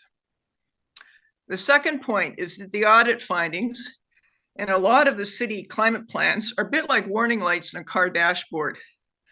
And some of those plans are a bit like roadmaps, but you are the drivers, you decide. And these warning lights are basically telling us that we're in trouble. Ignoring them is putting us at peril. I would say that they've built to the point now where we've got a warning that's saying we have got a serious cancer diagnosis. We do not ignore cancer diagnosis, and I don't think you can ignore this anymore. It's time to stop business as usual and start taking measures to protect us and to put us and to make us healthy. It's not going to be easy turning this big ship around, and it's a big corporation. I think the reorganization is a good start, but it does need formal structures. It does need mandate changes, but more importantly, it needs direction and strong support from the decision makers to allocate the money to direct that this happened and that climate becomes a priority in all decisions, actions, and operations. And it hasn't so far, sadly. There's been a lot of piloting and testing, but we really have to start moving now. And the third is the comments about community involvement and the city leadership role. I'm into analogies this morning. I hope you don't mind, but I'm thinking of the city as a bit like a conductor, and the conductor, until he tells what the music is that you're playing and directs everybody, it's just nothing happens, or it's a horrible mess. And that's the state we're in now. There will be massive investments and if we get people spending money and we tell them how to do it, and it's not going to be easy, but it's really has to happen, and the city has to do it. Those are my main points that I just wanted to say, sort of overarching points of how to think about all of this. I do think that it's important that we all take this seriously, and it's a tough time, but we can figure this out. We've got a lot of support for you to do so. I'll stop there. Any questions? Happy to answer them. Thank you very much. And yes, Ms. Freeman, we did get your delegation material, all of us. So be assured that we did receive that and read it. Questions, Councillor Devine? Not so much a question, just Joan, thank you for your letter. I read it with great interest. And I just want to let you know, I will be asking either staff or the AG for an explanation on the discrepancy between the total annual cost for GHG emissions, whether it's 687 million per year to the city or 200. I think that's a good point of discrepancy I'd like to find out, but thank you. Great. Thank you. And we're there to support you. And I would say 70% of Ottawa from the latest polls are very concerned and there to support you as well. So we'd like some leadership. Thank you, Mrs. Freeman. Thank you for coming out today. All right, well, that concludes our delegations. So we're going to go to questions to the Office of the Auditor General. Now, I'm going to remind committee members, and let me just repeat that. We're going to go to questions to the Office of the Auditor General. So that means not staff. So focus your questions on the audit, please, and thank you. And can you take Wilson first? Because I'm always first. Okay. Oh. Councillor Carr, you are up first. Okay, first of all, thank you very much to the staff for this amazing work, to the Office of the Auditor General. In reviewing the audit and reflecting on our last audit committee meeting where we discussed the audit of affordable housing, it can seem evident almost that the last term we excelled at declaring emergencies to our most pressing crisis, but we had a bit of a failure to operationalize, to deliver measures to mitigate or adapt to these crises. And the reason I draw the parallel with affordable housing is you see that, that was declared in 2019 and then exacerbated by the mental health crisis, by the pandemic, uptick in opioids. And then now we have the crisis in global migration, where we actually have more people seeking shelter than we did when we declared the crisis. It's similar to the climate change, the declaration of the climate change crisis in 2019. Since then, in the approval of the CCMP in 2020, we've experienced tornado in June 2019 in Orleans, and last year we had tornadoes, April 2023 ice storm, August 2023 tornadoes, the derecho, of course, and the massive flooding on August 11th. And so the gap between what's happening and what needs to be done continues to grow.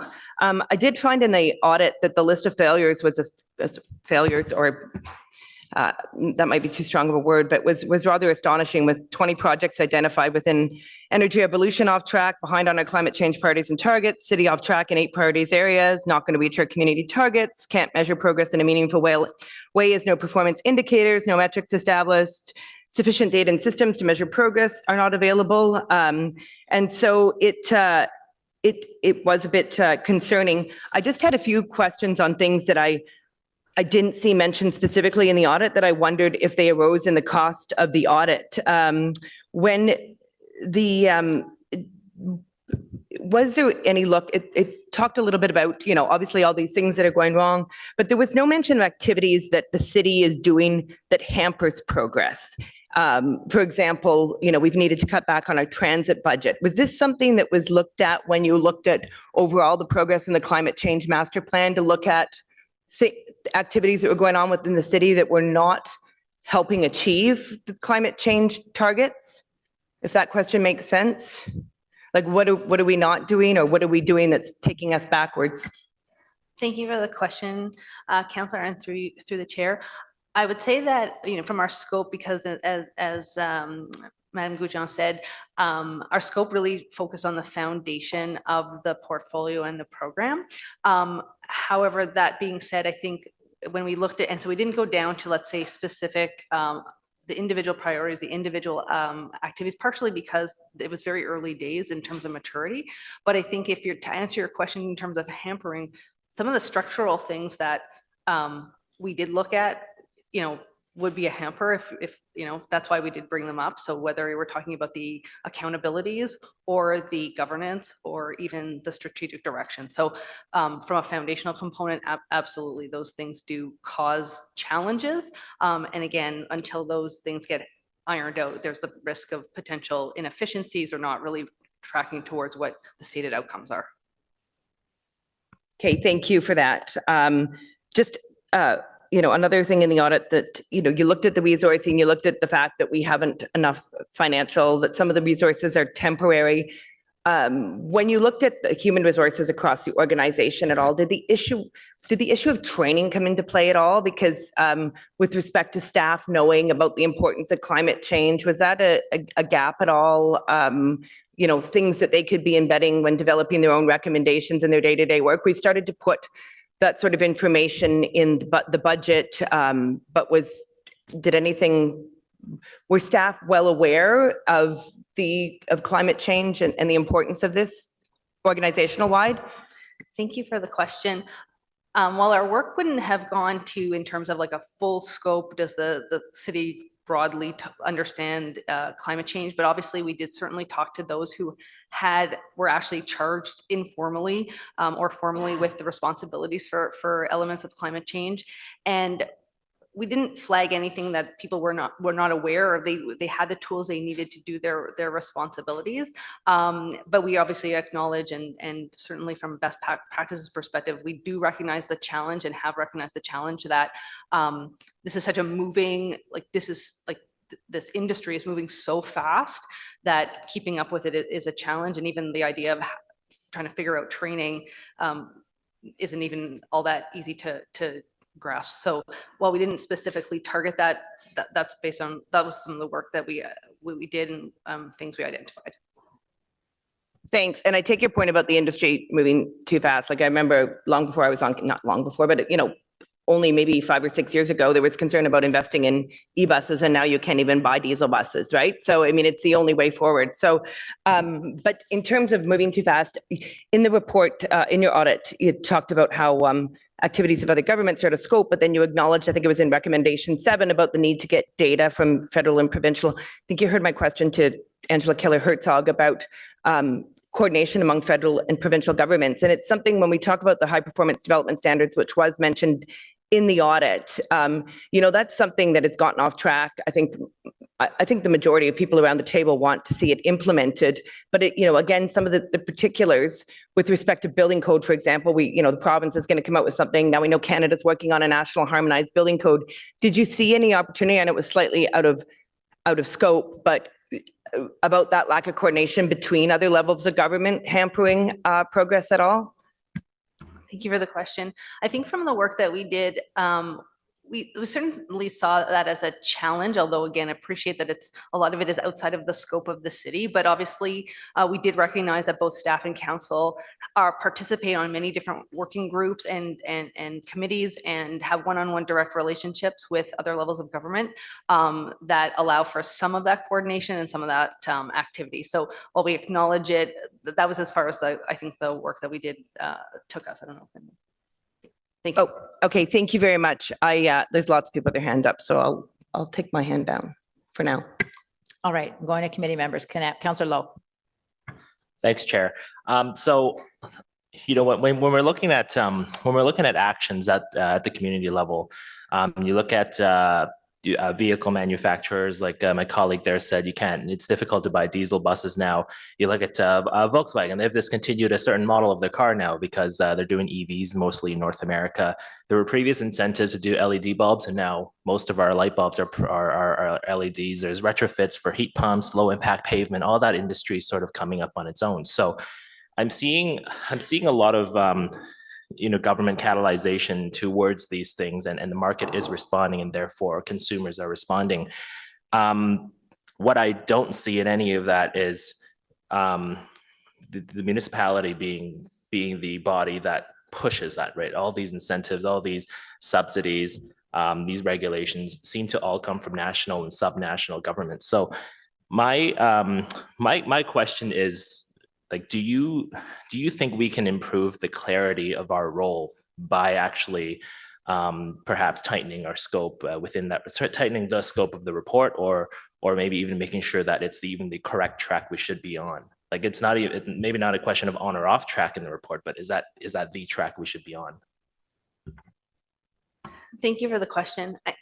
So I mean, our first observation and recommendation absolutely clarified that there appears to be a misalignment between sort of what the plan said and what some of the current direction is relative to community action. I wouldn't want to say that there is no activity. There is absolutely activity going on in the city for incentivizing community action. So I wouldn't want it to say that there isn't. But as our report said, like the time is now to really clarify that and solidify that, such that this money that is spent and the resources that are expended are being put in the direction that's going to be best for the city. And just to add to that, I think every member here is aware that it's not my office's role to determine council's priorities and make value judgment decisions. So we're not in a position to say you should or you shouldn't. What we can highlight is municipalities are in a position, they have a unique role where they can affect change, where they can be a good partner and make a difference.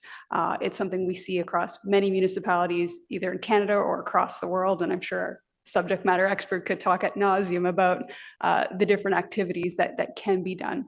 So we're highlighting those, but that truly is for council and staff to work together to determine what role you see the city playing. Okay, thanks. I may have done that thing where I asked a staff question to the EG. Okay, I didn't mean to say that the city's done nothing. That's not what I was trying to say, and I apologize if that was misrepresented. But perhaps question for staff then. All right, thank you, Councillor Kavanaugh. Thank you very much, Chair. And thank you to the Auditor General and her team for taking this on. It's very much appreciated, and I realize it's a monumental task to take on a climate change master plan, and you've done it well. One of the comments that I think probably jumped out at me, and probably others too, is the fact that anything that was accomplished was done kind of on the side of a desk, and that implies that people are, the staff was overloaded, and they were trying to squeeze this in. Can you elaborate what you meant by that comment? Thank you for the question through the chair. What we were trying to explain there is really, and it aligns with our observation of lack of formal accountabilities. It's recognized that the city has work to do. There's obviously targets and outcomes, but without the formal accountabilities and responsibilities, people weren't doing it because it was their job to work on it. Outside of, I should say, there's obviously at the time of our audit, there was a climate change team, but outside that, out in the departments, while there were things that were activities that were taken on, it was mostly taken on, as we understood, from just because they knew it was the right thing to do, and their part of the organization was in the best place to do it. So less about the formal responsibilities and accountabilities, and more because it was the right thing to do. And that was what we meant by this on the side of the desk. Appreciate that lots of activities that are happening across the city are like that, but this was the focus of this one. No, I appreciate that. In terms of the timelines, you talked about that, and obviously they were not met. How were they unrealistic in your opinion? Counselor, just a clarification, do you mean the timelines related to implementing, like the targets? Yes. I guess that, I don't think that would be the role of our office to say that. We do recognize that there are short and medium and long-term goals relative to emission reduction. And, you know, at the moment, as far as we understand, the short-term management's on track and for the corporate, but not for the community. So I don't think at this point I'd feel comfortable commenting on that. Okay, sorry about that. As soon as I said opinion, I realized, no, I can't say that. Anyway, but one thing I wanted to ask about was you used the example of the City of Toronto and the implementation dates for greenhouse gas emission limits and their green standards. And it sounds like a great model for Ottawa. Did you look at any other cities and major cities as well? Thank you for the question through the chair. We did do a benchmarking exercise through this audit, and we were looking at actually quite a number of cities, both within Ontario and Canada. And our subject matter expert, who was sitting beside me, conducted that. And where we wanted to highlight some of the information, we have lots of information, obviously, in our working papers, but we highlighted some of those in our report. But we definitely benchmarked to other cities, Halifax, Vancouver, obviously Toronto, and Montreal, and I believe Edmonton. Thank you. Is there kind of a chart that shows who's doing the best, or? We didn't put in our report, but we tried to highlight key pieces of information in our report that we wanted to flag. Okay, it would be good to know that. Okay, thank you very much. Thank you. Vice Chair Brown? Thank you, Chair, and Councillor Kavanaugh touched on a few points that I was hoping to. Appreciate the audit and very challenging given the scope and I think the sensitivity around it. In terms of the benchmarking and the scans you did of other municipalities, and I don't know who I should best direct this question to, were there key either similarities or dissimilarities that informed some of the recommendations that came out in your audit report when you looked at those other municipalities and the city? Thank you for the question. I would say that obviously there was similarities in that for the most part, most of the municipalities that we looked at are lagging behind in terms of adaptation, in terms of, you know, this is a newer, everyone's reacting right now. So I think there's much more focus on community emissions, emissions in general. So that was one trend that was very similar, but we certainly did see other municipalities that were ahead in certain elements of their program. You know, we highlighted the Toronto with the green. We've talked about, I believe in the report, Halifax with their EV chargers. So we did try to highlight that there are definitely some municipalities that are ahead in certain elements of their program. Thank you very much. And we heard a list of the municipalities, recognize most of the names just from other comparisons that have been undertaken by both your office and other departments when we look at programs and services. And Ottawa is very different. You know, it's a city, but we have a very large rural component. And I know sometimes that plays a part in terms of how we implement different policies and how they impact residents across the city of Ottawa.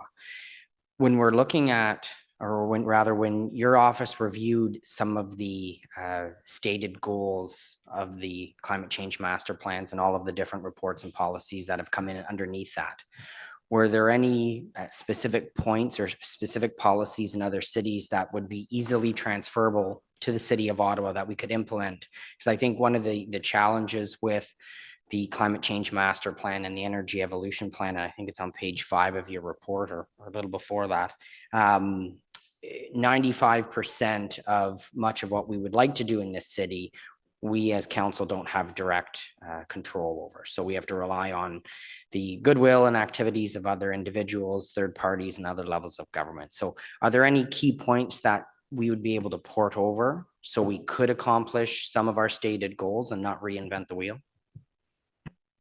Thank you for the question.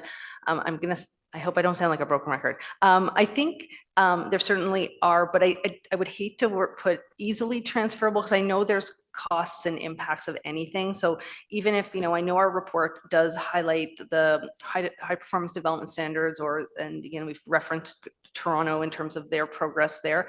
But I appreciate that it's not easy, and there's other implications. So while that might be seen as a policy, and I know that's one that council is obviously looking at, I wouldn't want to just say that it's easy to implement.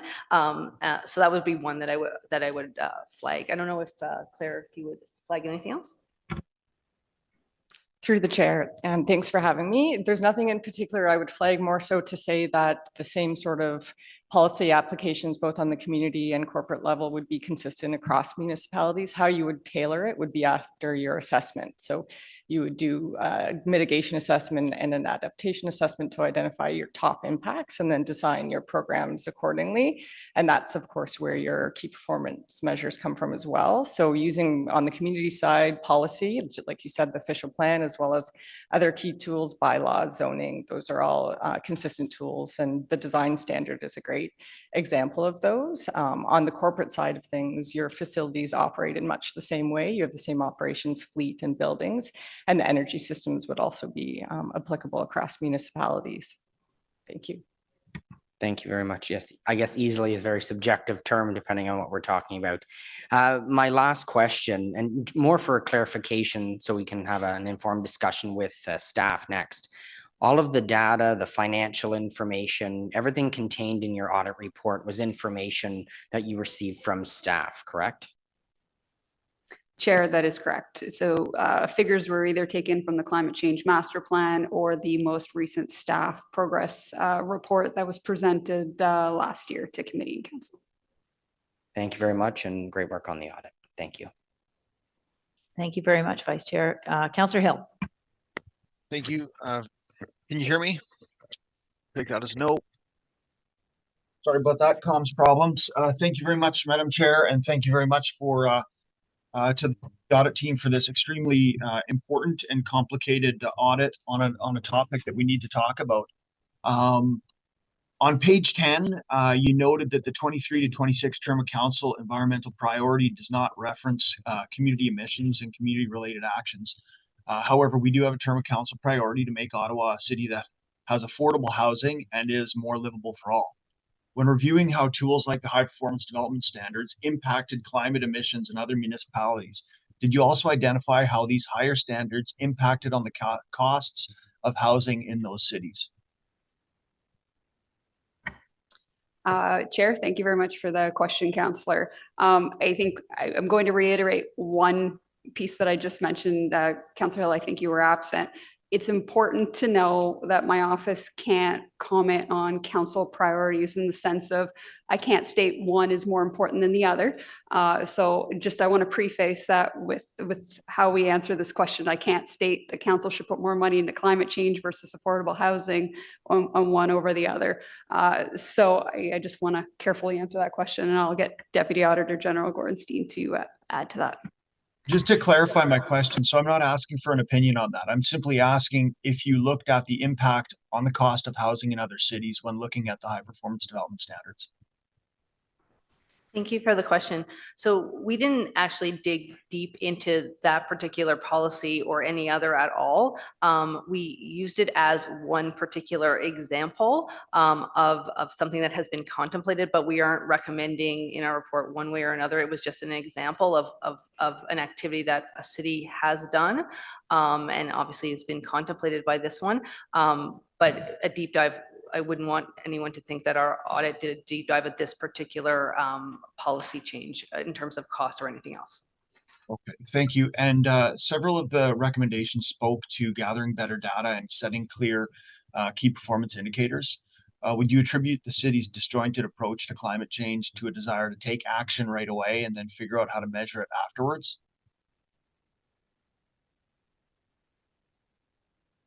Thank you for the question. I don't know that I would feel comfortable stating what management or the city's plan was at the time of putting this together. I will acknowledge, though, that as part of our audit, we definitely understand, and this is just a reality of the industry it's in, some of the data points are not easy to obtain. So as much as I think management is looking to provide and to obtain, some of it's either just not available because it doesn't exist, or it's from other levels of government, or again, it's really early in the maturity, not like a total, it's not that there's nothing, but I do want to acknowledge that that in some cases that is a challenge. Okay, thank you very much, Madam Chair. All right, Councilor Menard. Thanks very much, Chair, and thanks again to the audit team for this really helpful work.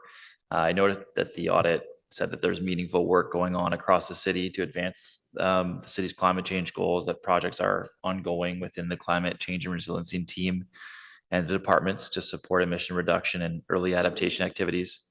And you noted that staff are passionate about this priority and believe that the portfolio needs to be a priority.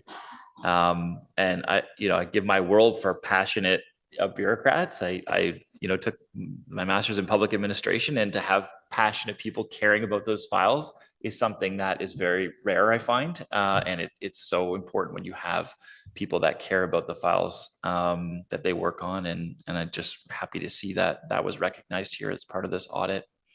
You made a recommendation around the city's climate team, or I guess you highlighted that the city's climate team is fairly temporary, that 15 of the 24 members are temporary, and that 50% of the funding pays staffing costs.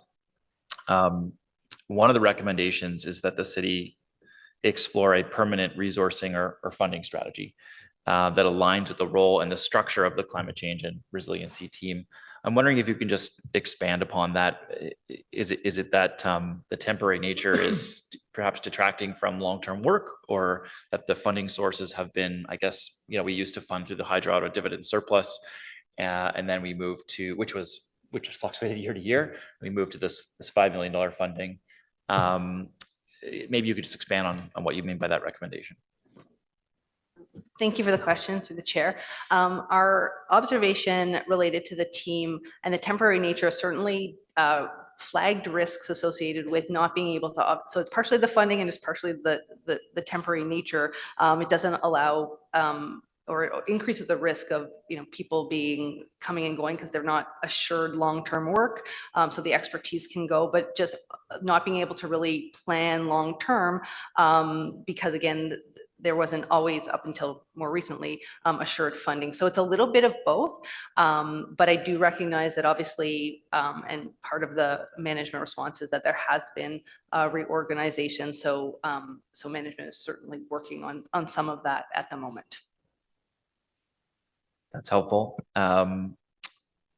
We are seeing, I guess, a need in the audit for a holistic and realistic list of priority projects to address both mitigation and adaptation concurrently to achieve the city's climate change goals. By that, are you saying that there are some steps that need to be taken to have priority projects within the funding envelope that we have in comparison to other cities? Or is there something else that you're getting at when you make that recommendation around the holistic list of priority projects to address both of those important pieces of climate change goals? Thank you for the question through the chair. What we were just highlighting is that up until now, most of the portfolio related to climate change was energy evolution and the priorities that came out of that piece of work. And a lot of work has now gone into the resiliency strategy and the 40 risks that have been identified with that. And what we were seeing was sort of these two parallel tracks going on, looking for similar funding in a broader environment of all other priorities. So all we were wanting to flag is that as here's the time where the resiliency strategy is coming out, and unless it's sort of looked at holistically relative to the frame of the risks overall to the city and the funding envelope for the city, there's the risk associated with nothing actually being achieved as expected. And I think obviously this is a priority that is the largest existential threat for our city, and in my view needs to be made the priority that it is across the world. in our city as well. So given all the storms and everything that we've been responding to, you made mention that the general manager should define specific quantitative metrics that will be assessed outside of the established greenhouse gas reduction targets to demonstrate progress across the portfolio.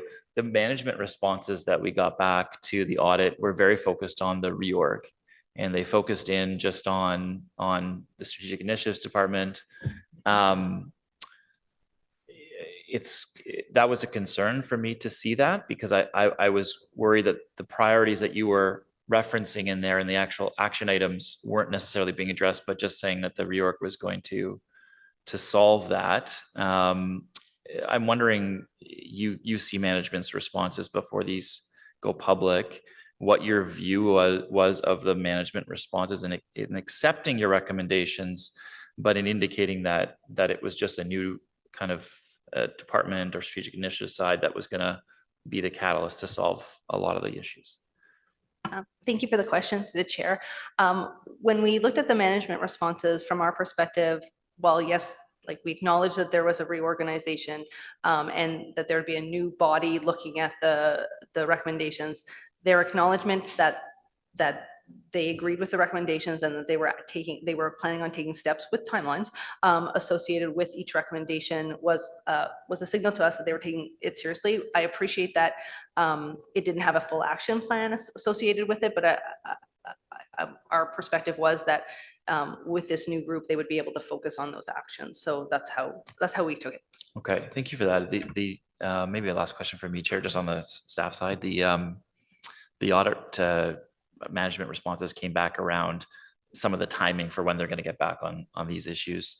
One of them talked about a proper funding strategy in place by Q4 of 2025. And I'm just wondering, I guess that's not this upcoming budget cycle, it's the next budget cycle. Is that going to be enough to address the problem that you were speaking about, given the complexities and the issues, the large issues, the grave issues, I guess, that we face? Is Q4 2025 a relevant response to agree to what you had mentioned about the lack of a permanent strategy, especially with the new strategic initiatives department already being established now? Is that too long, or is that not something you would normally comment on?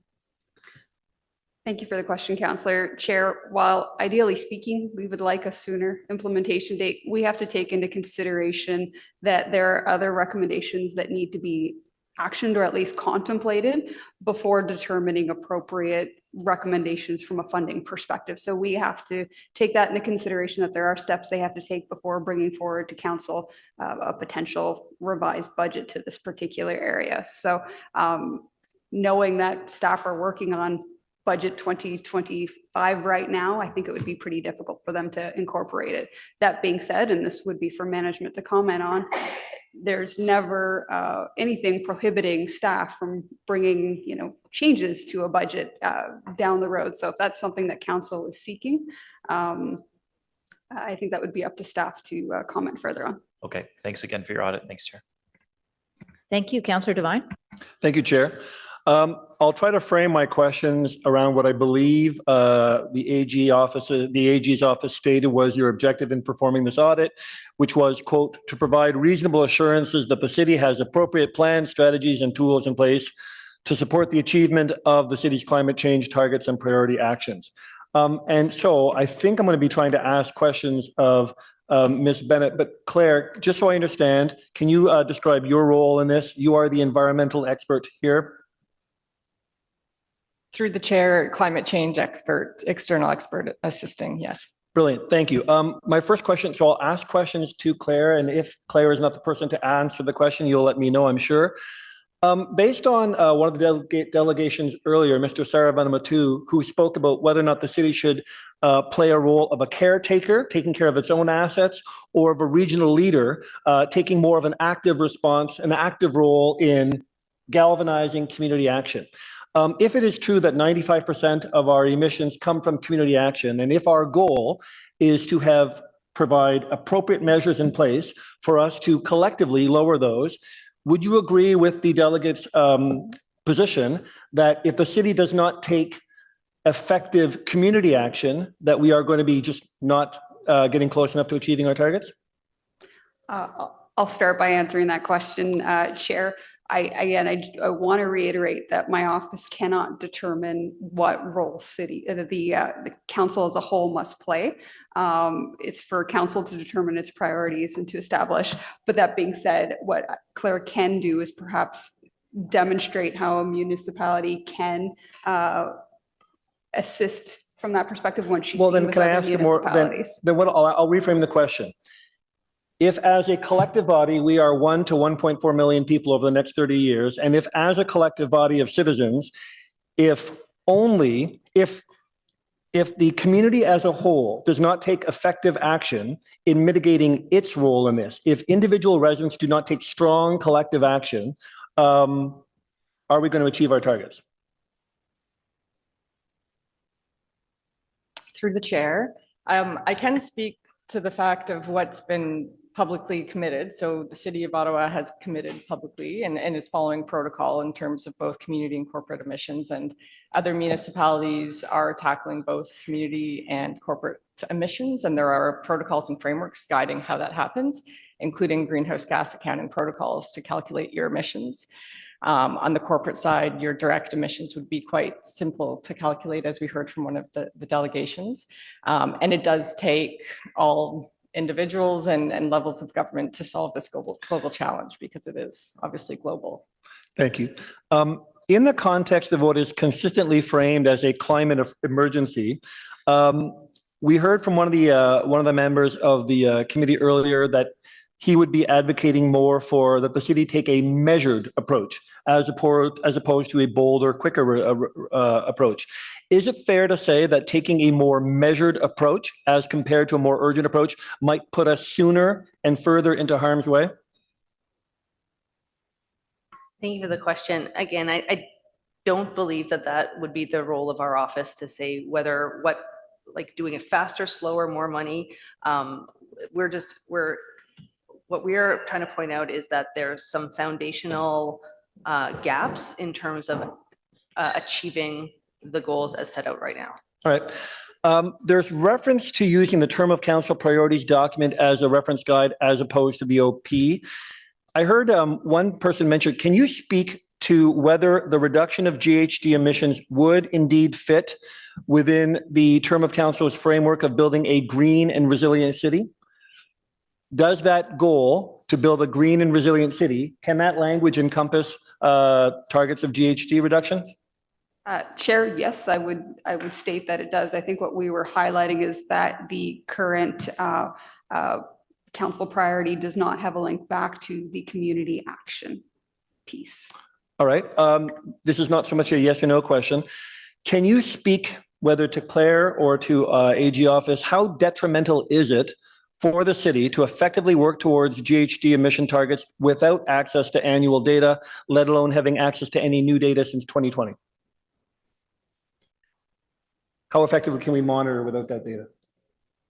Chair, I think that's partially where our finding comes from, and where our recommendation is as members of council, I'm not sure how you can make informed decisions if you do not have timely information brought to you. So that is where our recommendation is really aiming towards, is to ensure that council is armed with as much information as possible to make the best decisions. Thank you. In one of your recommendations, recommendation 6, the language in your recommendation was that the city should explore permanent resourcing and funding strategy that aligns with the role and structure of the climate change resiliency team going forward. And you used the language permanent. The response from management was that it agreed with the recommendation, but that it said it will explore establishing a sustainable funding source. So you make the recommendation for language permanent. Management's response is sustainable, yet they agree with the recommendation. Does the AG have any opinion on whether that discrepancy in language in response is suggestive that management does in fact accept and will agree to your recommendation? Chair, I believe management is in agreement with our recommendation. I think, and I'll let management add to that when it comes to their point, what they mean by sustainable is permanent, as well as taking into consideration the very scarce resources that the city has. Of course. On that issue of, somebody raised the question, and this I think has to be a question for staff, but somebody raised the question of, in your report, you point to $687 million annual corporate investment. One of the delegates said, sorry, the city's only responsible for 1/3 of that. So one of those has got to be true, and that's a huge gap in annual corporate investment. Do you have anything to say about that perceived discrepancy? Chair, as I responded to Vice Chair Brown, those figures are specifically figures that we're quoting from staff report. So those are not audited figures. So I couldn't speak to the accuracy or inaccuracy of them. Thank you. And my last question, Chair. Earlier, I was talking about how AG did seem to agree with or have some kind of enthusiasm about one of the delegates' recommendation for the resuscitation of public stakeholder groups. Do you know, are there ever further further recommendations that come from you? And might the AG's office be considering making a sub-recommendation of something as specific as a stakeholder engagement group? Thank you for the question, and through you, Chair.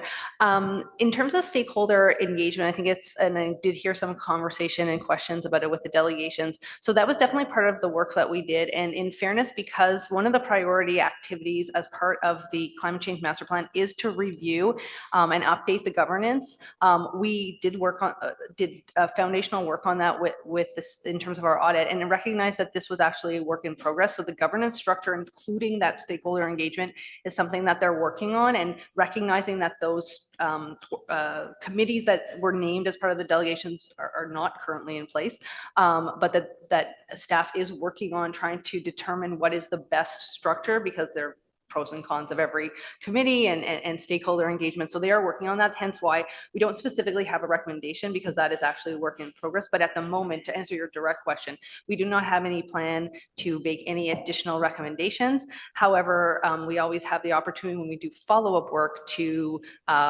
recommend something back to management if the risk hasn't been addressed. Great, thank you very much. Thank you, Chair. Thank you. Councillor Kitts. Thank you, Chair. Just one quick question from me. I know that the recommendation was the operational change to the new strategic initiatives department, which has been done. But I'm just wondering, does the Tiger team still have a function? Chair, so just to clarify, we do not make any sort of recommendation with regards to a reorganization. So this would have been a management decision separate from our audit. They may have utilized some of information from our audit. So where we focused from a resourcing perspective was talking about that permanent structure.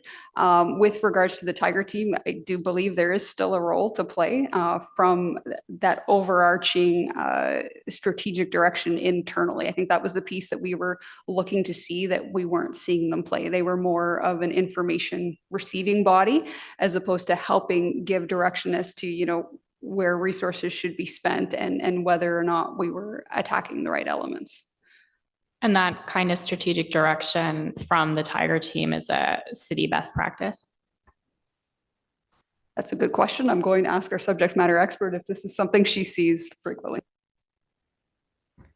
Through the chair, best practice is to have ultimate accountability at the highest levels, so CAO levels of any corporate program, and there would be guiding committees made up of stakeholders.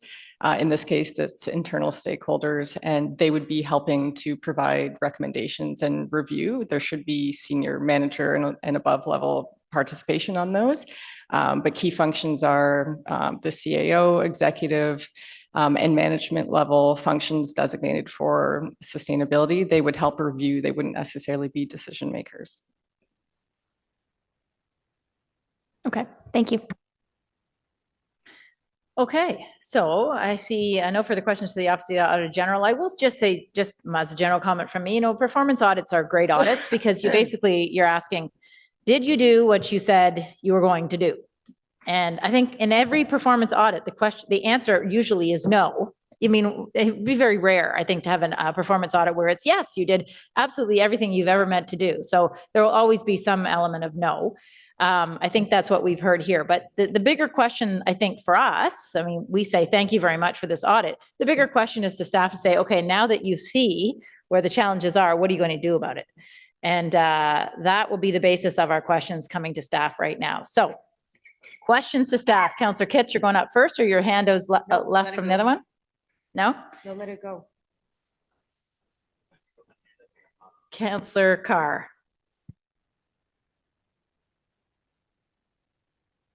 Okay, thanks very much. And I will note that Mr. McDonald is relatively new to his job, so may not have all the answers that we're looking for today. I guess the first question, and it's something that came up in our discussions today, you've got a time frame of basically running up to 2026 to implement all of those recommendations that were made in the Auditor General's this report. During this time, can you describe a little bit what you will continue to work on with respect to the climate change master plan, energy evolution, what work will be ongoing, and also, as you're working to prioritize the CCMP, the funding of $5 million around the Hill motion, if you can describe if there would still be any community work going on during that time. So I kind of threw two questions. Well, I only get a few questions with you, so I got to make them big. So Chair, as was noted by the Auditor General, meaningful work continues to progress, and that work will continue while we take a look at some of these more fundamental questions around how we're organized, how we're prioritized, and how we'll be moving forward from a governance perspective in the future. And so what we'll want to do is, as we continue with this existing work, is have a lens to where we'll be going in the future, the recommendations that come to the audit, how that work aligns, where there are any potential gaps, is the information that we need to assess success available, how have we established a governance for those pieces, do we have the ability to report, how does it align with some of the things that council has asked us to bring forward? And so that will all progress while we're looking at the more substantive questions around how the organization will continue to move forward into the future. Okay, thanks. So for example, like one thing that's often discussed is the high performance development standards. It was over a year ago that they were put on hold. I think at the time, even the mayor said that he does support them. There has been, some of them are being implemented already. For example, like the solid waste in the buildings, for example. We need to get an understanding what the province and the feds are doing on building code, but like, do you see an opportunity during that time, if you get direction from council, to revisit those standards and perhaps move forward with implementation? Like, that's not off the table during all of this work, correct? Chair, that's correct. It is not off the table. There was a great deal of uncertainty regarding the direction the province was going to be going leading up to the release of the new building code. Now that that has been released, we're in a position to bring forward a strategy related to high performance development standards. Okay, sorry, so just to clarify, will you be bringing forward that strategy on HBDS as part of this package? Or if council wanted it accelerated, we could do that through a motion or whatever else, right? Or I'd be pleased to take any direction council wants to give. Okay, perfect. I asked a question to the Auditor General that perhaps was better directed with staff in terms of, in the context of this work, will you be in advancing the climate change master plan goals and our council goals and strategic priorities? Will you be having a lens at all looking at work that the city is doing that's running contrary to the goals of the CCMP? So Chair, our objective is that we're moving forward on our broader climate change objectives. If there are things that we are doing that is holding us back, that'll be something I'll look at.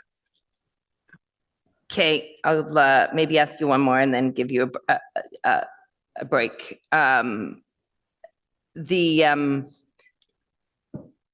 It's with, I just wanted to clarify from the first questions with respect to the community work and whether or not, like, I said it before, like the city is in a very unique position to take action with our responsibility for solid waste, transit, parks, zoning.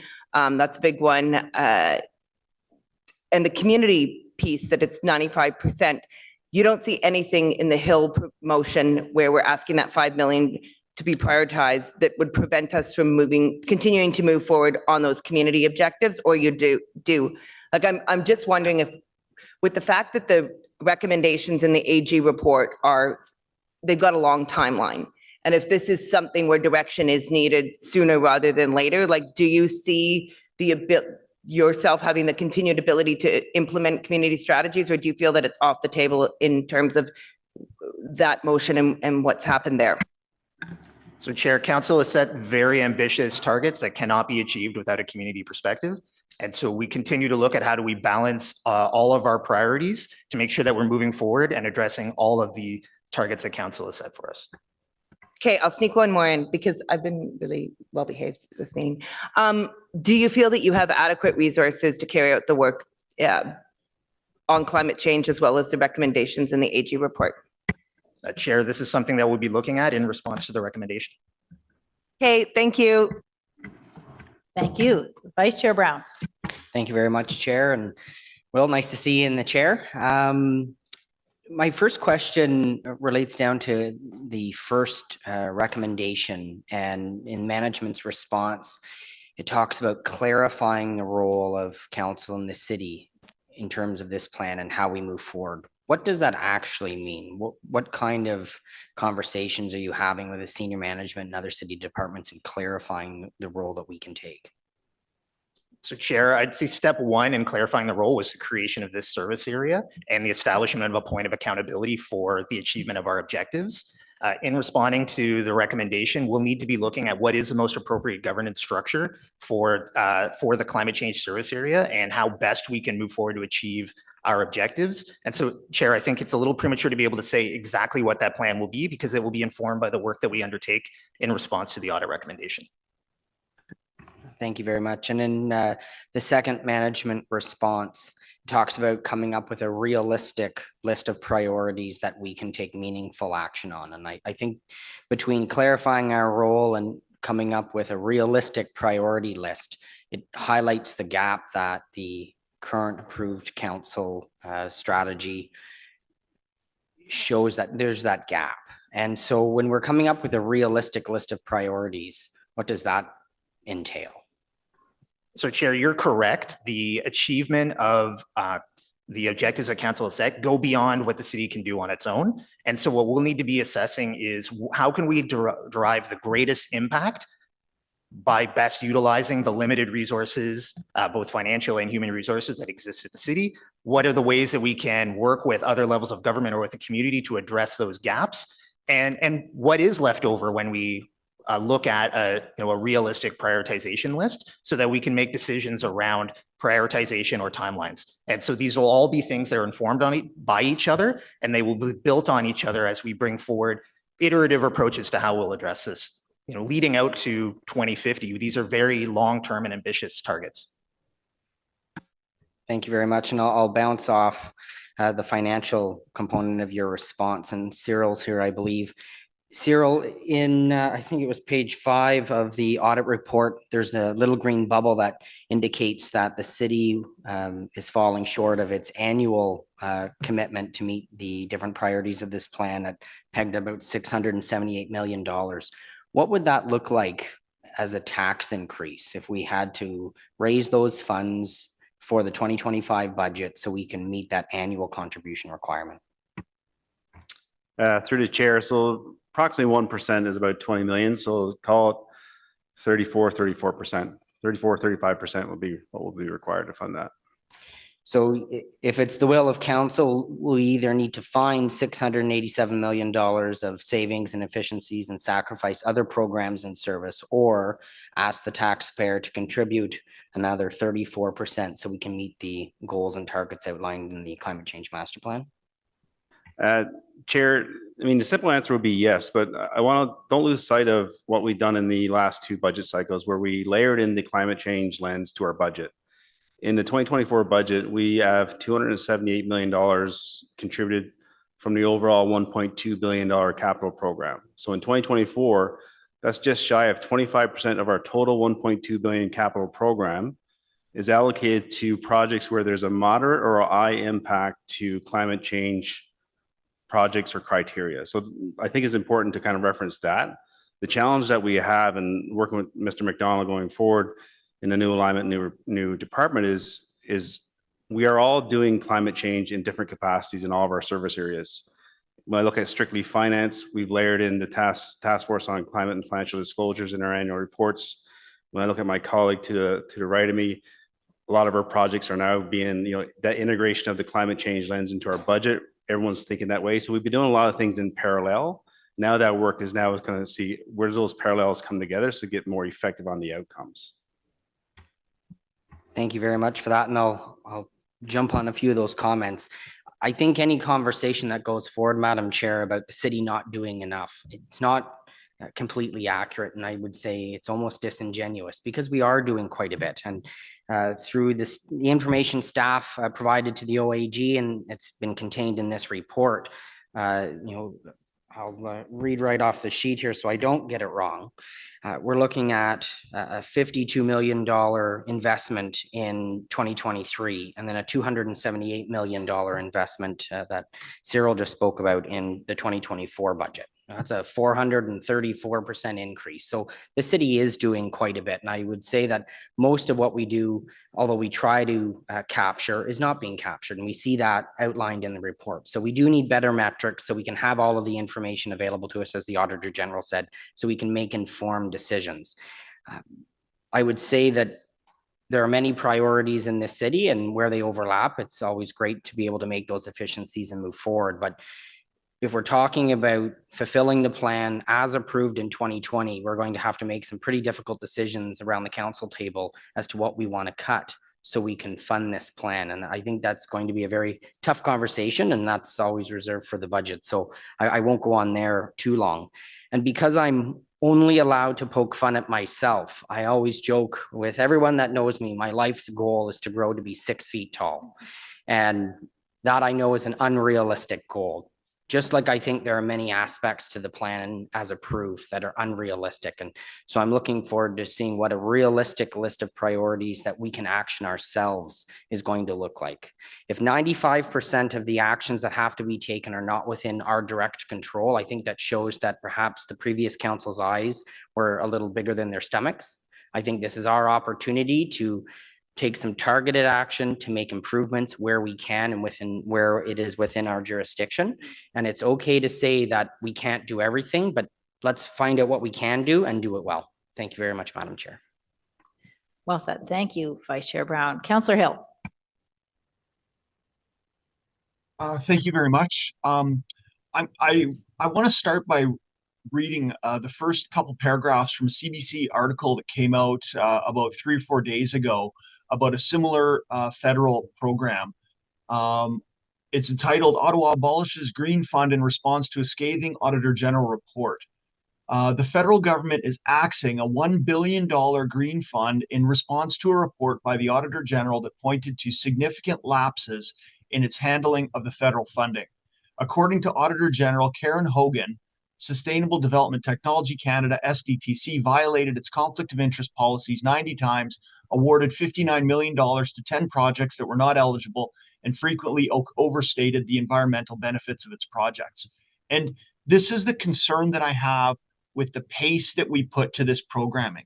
I don't think it's in question that we want to evolve and improve our environmental goals and aspirations. And I also don't think that we're fighting the issue of energy transformation to electrification.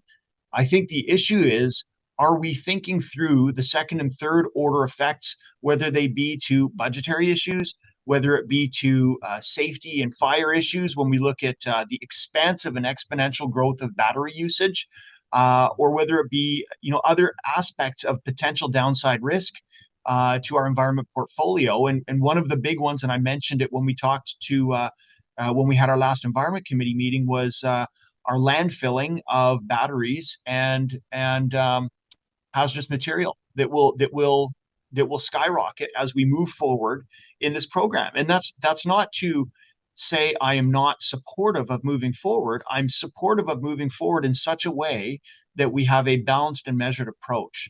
And so I use that as my start state, I suppose, for some of the questions that I have asked some of our delegates, but also to staff as well.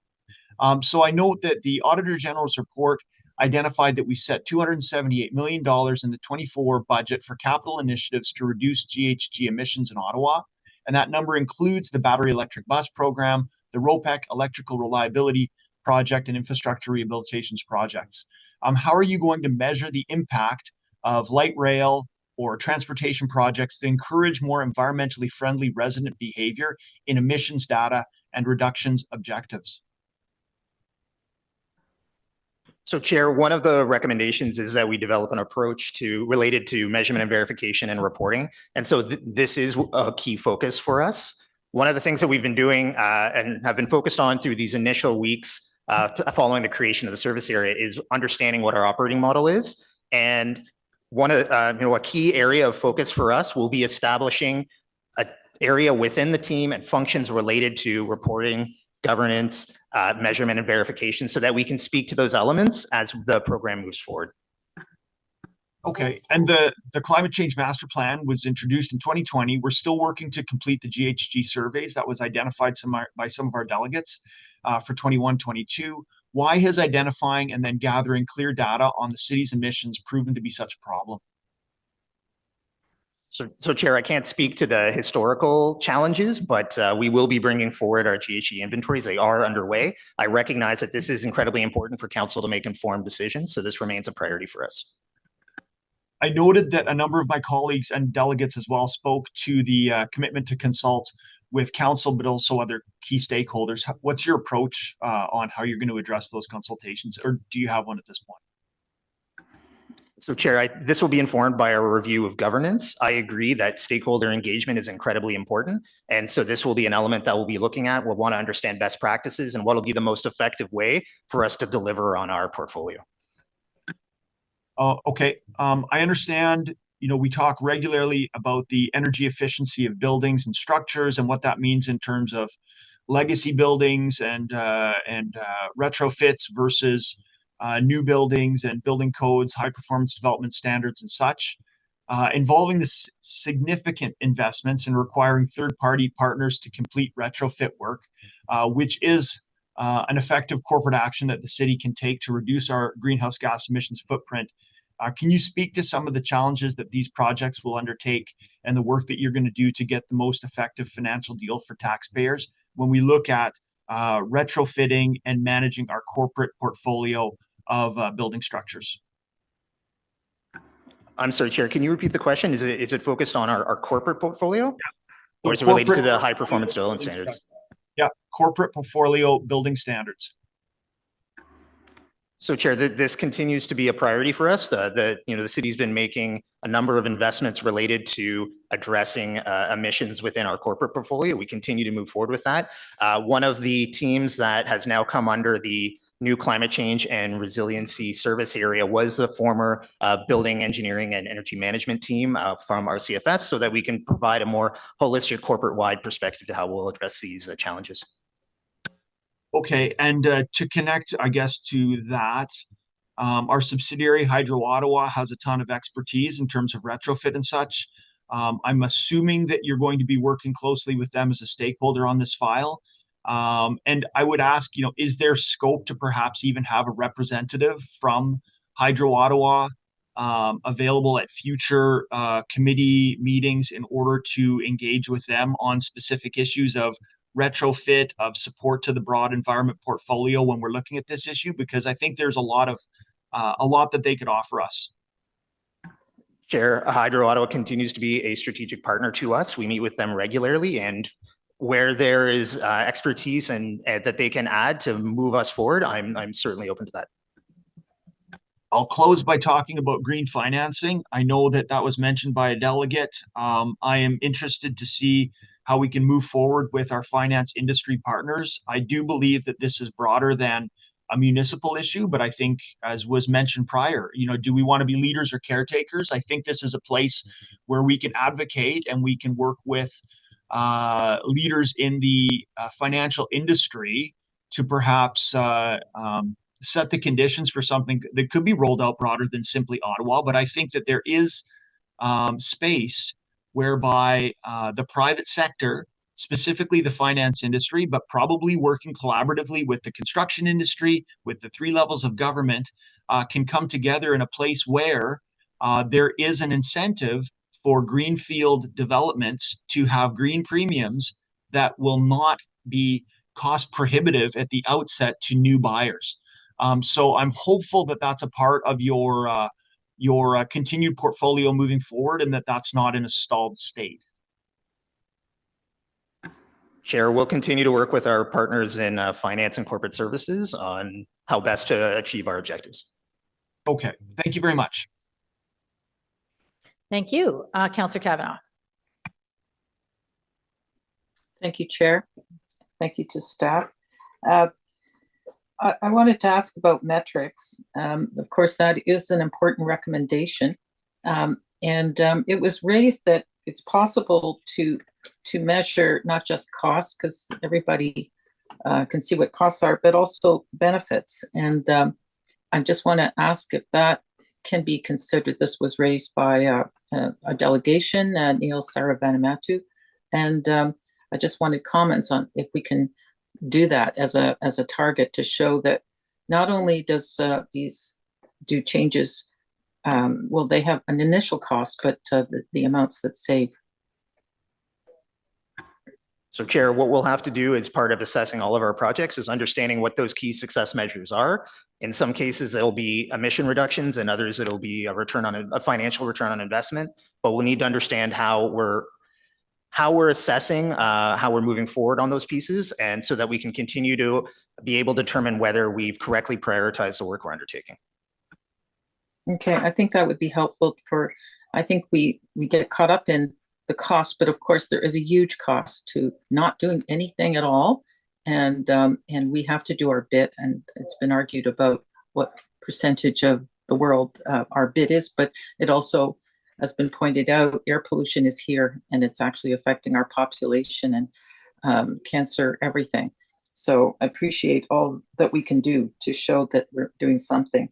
In terms of community action, which is something that came up, what are we defining that as a city? So Chair, community engagement is incredibly important. As we noted, the city will not be successful in achieving our targets without a community perspective. It helps us build credibility, it helps us catalyze action. And so we'll need to assess the best approach to delivering, good, robust community engagement and successful community-wide emission reductions in order to move forward with these very ambitious objectives that the city has set. And as noted as the audit, that needs to be balanced across all of our various portfolios and all of our various priorities to make sure that we are actually able to achieve what we're setting out to do. I think timelines are something that is always difficult. No matter what kind of project we do as a city, it's impossible to just pinpoint an exact time.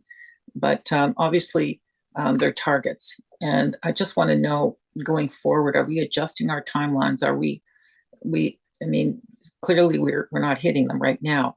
So what is happening on that score?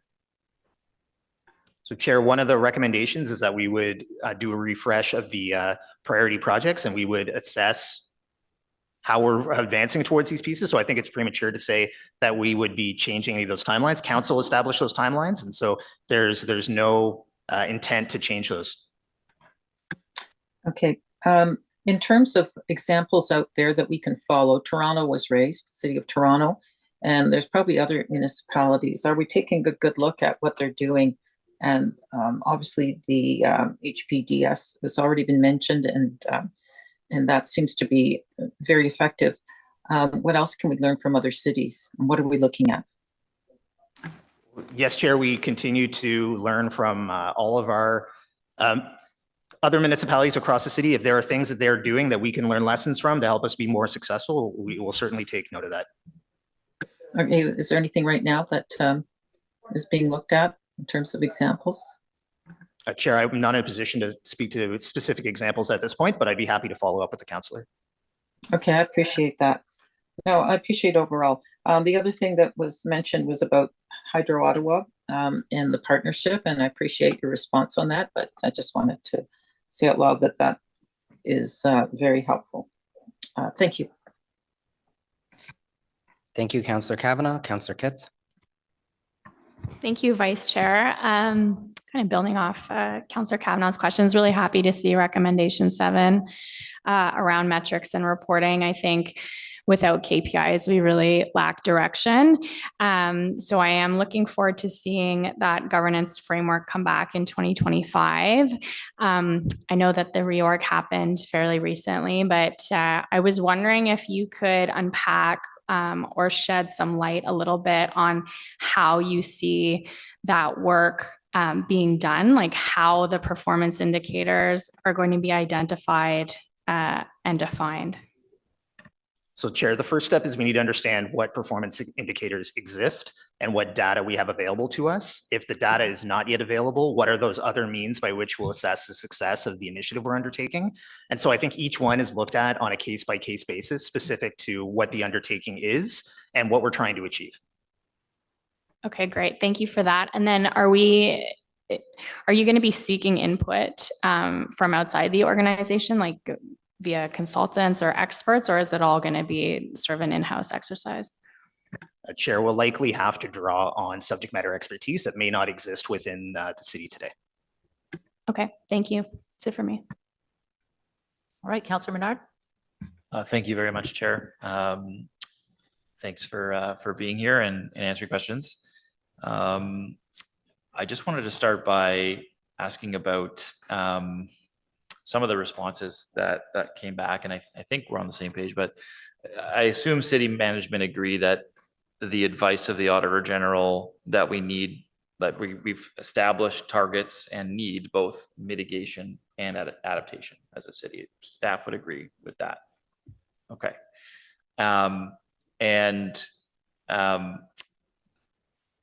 The city management would also agree, I assume, that we need to be looking at community actions, given that 95% of our emissions are there, and that you couldn't just leave that alone and not touch that and expect to have any chance of meeting any targets the city has set, both in the official plan, the climate change master plan, and a number of supporting documents that both need to be looked at. Is that accurate? Yes, Chair. Okay, thanks very much. And I just wanted to, there was a line that was said that 95% of our emissions are community emissions, but these are somehow out of our control. But I just want to, that's not really accurate or true. I mean, the FCM says that approximately 44% of national greenhouse gases are either directly in control of municipal governments or indirectly in control of municipal government. So just to get clarity on the line that like the 95% are out of our control, that's not accurate. We do have some measure or modicum of control over that and can affect those emissions. I would just to say get clarity on. Yes, Chair, there are activities within the city control that will have an impact on the community actions.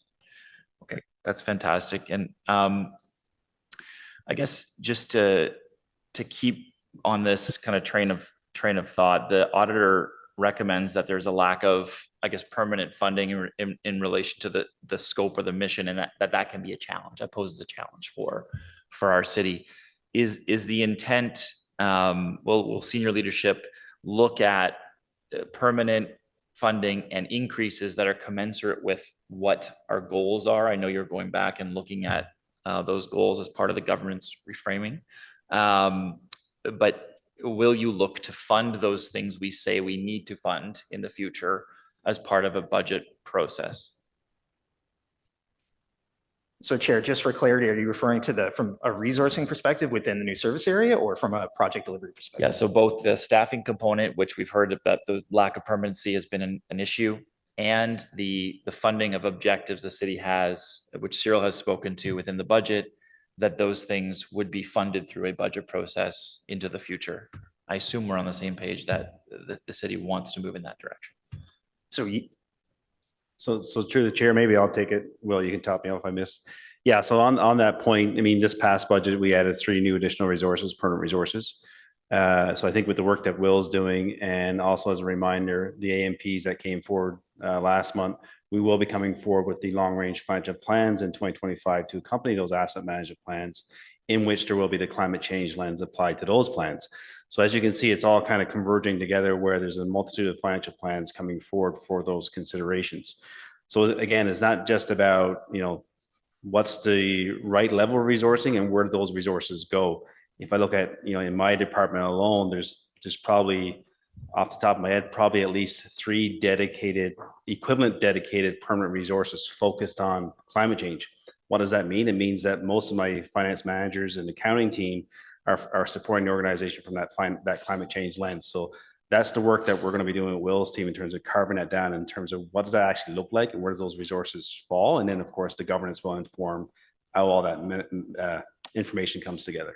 Okay, no, thanks for that. That's helpful. I guess we get so caught up on this piece lately, I guess this term, because of this community emissions versus corporate organization emissions. And it's really, I think it's not a great strategy to break it down that way. Because we are accomplishing a lot of things and there's a lot of potential savings on the community side with some changes, right? So the potential for savings and things like the solid waste master plan into the future, the things that we've already done as a city on things like building retrofits, there's a big return there in the investment we're making. The e-buses, same thing. There's a great deal of corresponding savings on the operations side. And because we've been able to struck a deal with the federal government, it makes sense for us to move in that direction. It's the same with changes to the light standards. We made a big upfront capital investment in that, and now it's saving us money. It's not costing us money. So this discussion around sort of, well, how much is this $600 million to a tax equivalent? Is it 33% raising your taxes? Actually, no. The investments we've made so far are actually saving the taxpayer dollars. Every single one of those things is saving us money over time. Moving people, the city has a goal to move people to walking, to biking, to taking transit, scooters as much as we can. Why? Because there's a huge operational savings when people take those modes. It means less impact on things like road widening, expensive road widening, expanding the urban boundary, huge long-term operational costs. So these are things that I think when we're talking about this, it's very easy to put in political terms of this is a giant 33% cost increase for you, when actually the investments we've been making are saving ourselves money, saving the city money over time. And that low-hanging fruit is what we've been looking at thus far. So, just want to make sure that we're focusing in. Of course, we need community actions. Of course, we need organization actions. It would be ridiculous to outlaw one of those when these things are bringing savings to the city, and also reducing emissions at the same time. So look, just wanted to say thanks again to the Auditor General's team for your work and your actions, and to the committee chair for running the meeting today. Thank you. Thank you, Councillor Menard. Councillor Hill. Yes, thank you very much. This last question is it's about technology. I think our first delegate brought this up in terms of, focus and where focus is aligned. But I want to ensure that we are very seriously partnering with our private sector technology partners, Canada Tech Park and such, Invest Ottawa, that type of stuff, so that we can address and look to address the greenhouse gas emissions that are outside of the jurisdiction of Ottawa, because there's 99.9% of them are there. So if we can find innovative technological solutions that can be outsourced to other places to have a disproportionate impact than simply the defensive measures we're looking down and in within Ottawa, I think there's a potential for a disproportionate return on investment to the greenhouse gas emission outcomes that we're looking for. So I just want to make sure that we're not overlooking that pearl that we have in North Canada, and that we're tied at the hip to leverage their existence, so that we can leverage it both for Ottawa and more broadly. So Chair, we'll be looking at every opportunity to advance our objectives.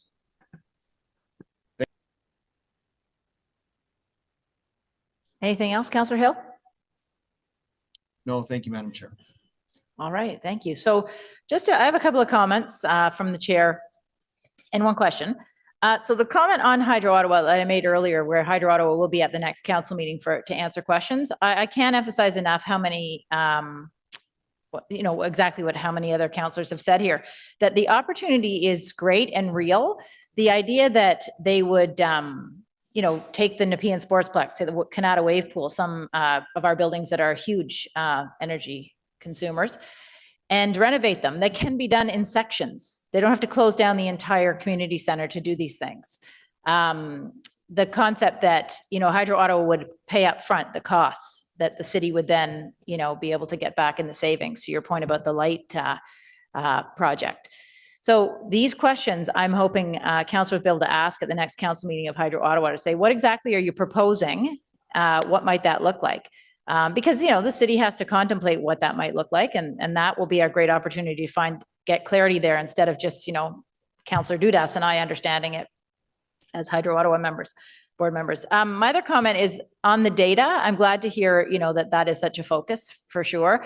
The real problem is that, as the Auditor General said, the data that they have in the report is simply the data that they could get, right? But it's the data that we haven't gotten yet. So that's not even in the report. And I would highlight exactly what many of you have highlighted, that, the LRT in itself, the amount of money that's spent on the LRT, have we really truly captured that in terms of how much greenhouse gas emissions have been saved or will be saved going forward? And that is a significant amount of money that we have invested in that I don't really think are in these numbers. But again, the point is made that the data isn't that accurate. And so, then how do we know even what we have is very accurate? So I'm glad to hear that that's going to be a major focus, because that will tell us a lot. The last question I have is, given what the Auditor General's report has said, basically we have a number of, criticisms, legitimate comments on what needs to be changed. Does staff have an idea yet of what might happen next? So in terms of the document we have, like a master plan is a significant document that staff take direction from. If it hasn't been clear, it's been confusing, there's misalignment, that's a real problem, I think, as a councillor, to hear. So do we go back to the drawing board? Do we rewrite it? Do we take out sections? Do we have energy evolution and we say this is an aspirational document only? I mean, what do you see as a possibility for our climate change master plan and for energy evolution? So Chair, one of the things we spoke to in the management responses is really the sequencing of the events. So the first one we're proposing to undertake is that governance and how we'll be making decisions, what the role of council, senior management, my role, the service area will be. That once we have that established, then the next step is to work with council and SLT to understand how we're bringing forward and reprioritizing the priority projects that are identified in the master plan, what our targets are, all of those pieces, that comes next, but we need to establish what the framework is for making those decisions. It's the first item. So it's possible there could be somewhat of a rewrite. I'll defer to council on how they want to approach these things. We will be coming back to establish what the priorities are, and it's within council's decision-making to determine how they want to approach them. Okay, super. Something else for us to think about. Okay, so as for this recommendation,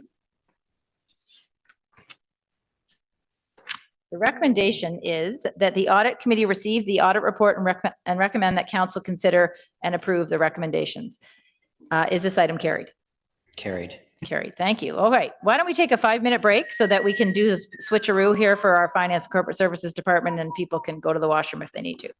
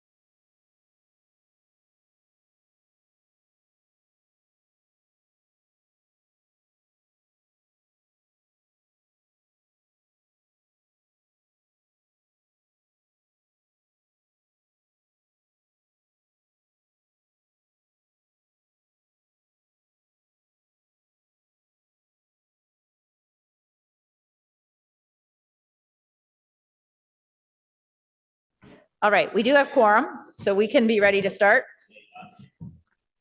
We generally ready? I'm going to see the Beaver people after this, David. Okay, we're not talking about beavers anymore.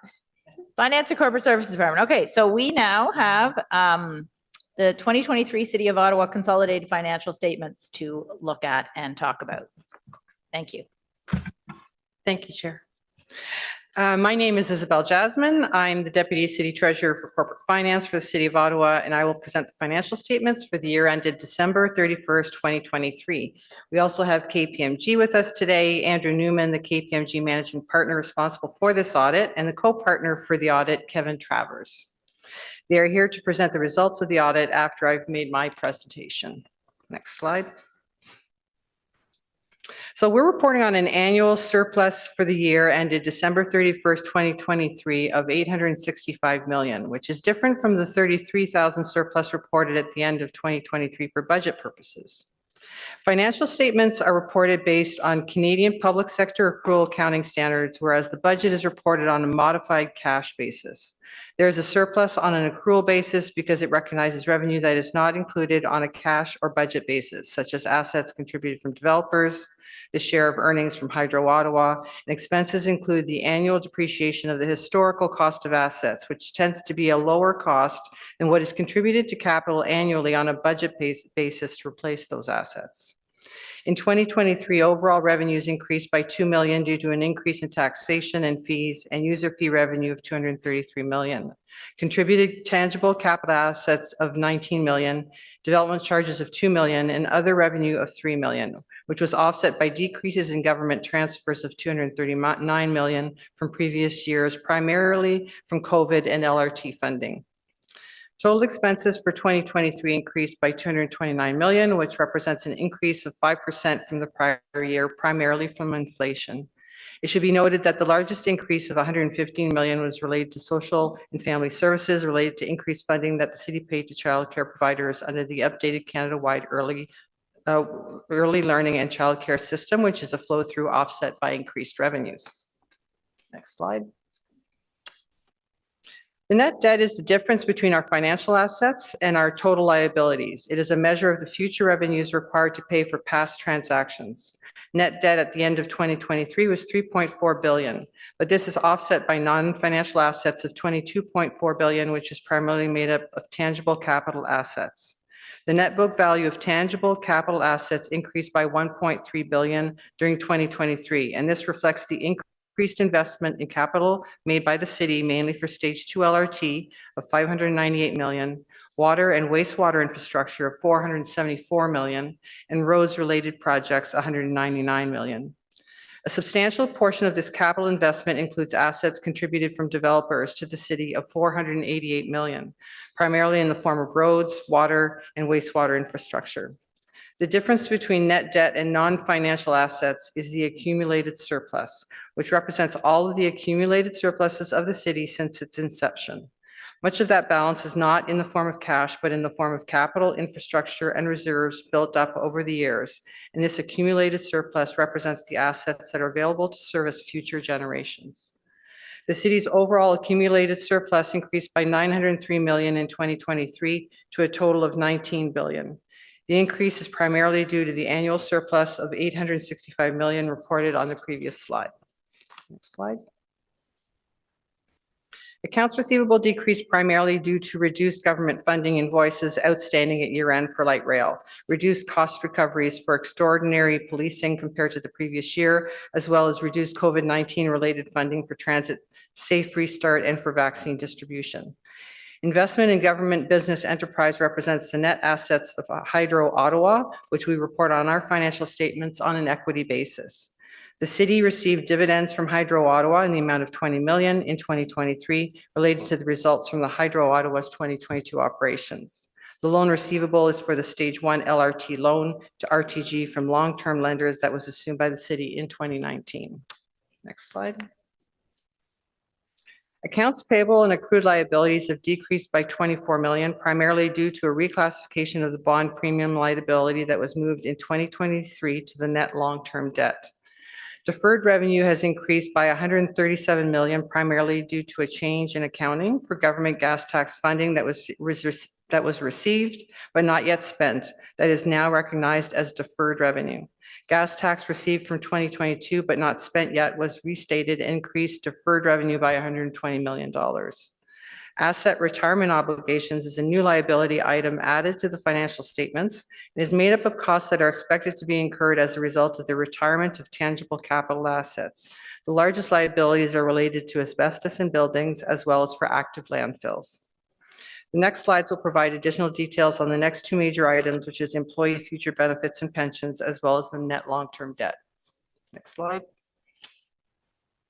So employee future benefits increased by 41 million, mainly due to increases in WSIB related to certain cancers. These liabilities represent benefits earned but not payable until future years. The amount payable in the current year is budgeted for each year, and changes in future liabilities are primarily because of changes in actuarial assumptions and legislation. This future liability is an estimation and may or may not reflect the actual amounts that could be paid in the future. The most significant changes include post-employment benefits increased by 16 million based on actuarial consultants' estimation of this future liability. The City of Ottawa Superannuation Fund cost of living indexation liability increased by 2 million due to the increase in CPI, and the estimated future liability for WSIB increased by 23 million. Next slide. Debt is only used to fund capital expenditures, which have a long life, to which we can match the term of the debt for the life of the asset. When you look at the debt level compared to the total cost of the city's gross capital assets, it represents 11.3% of those assets. Our net long-term debt increased, reflecting the issuance of 202 million of net new debt issues and loans, which is offset by 148 million of debt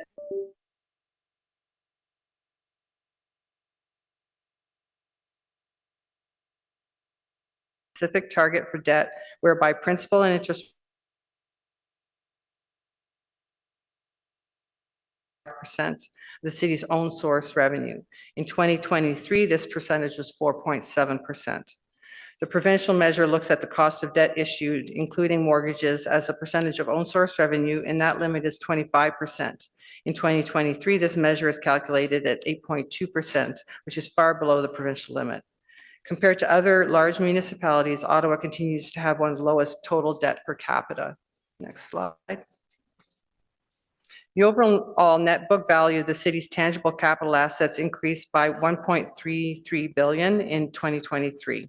The most significant construction projects contributing to the increase are 598 million for light rail stage 2, which is reported in assets under construction. 199 million for roads infrastructure and 474 million for water and wastewater infrastructure.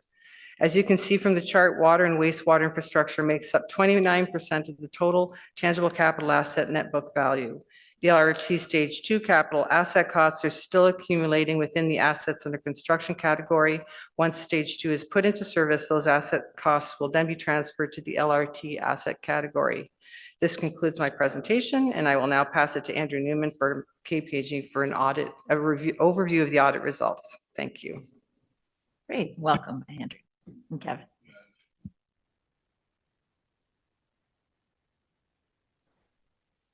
Now, can you hear me? I'm never sure if I have to press or if it's automatic. So thank you, Madam Chair, for that welcome, and certainly pleased to present a summary of our findings to date on the audit.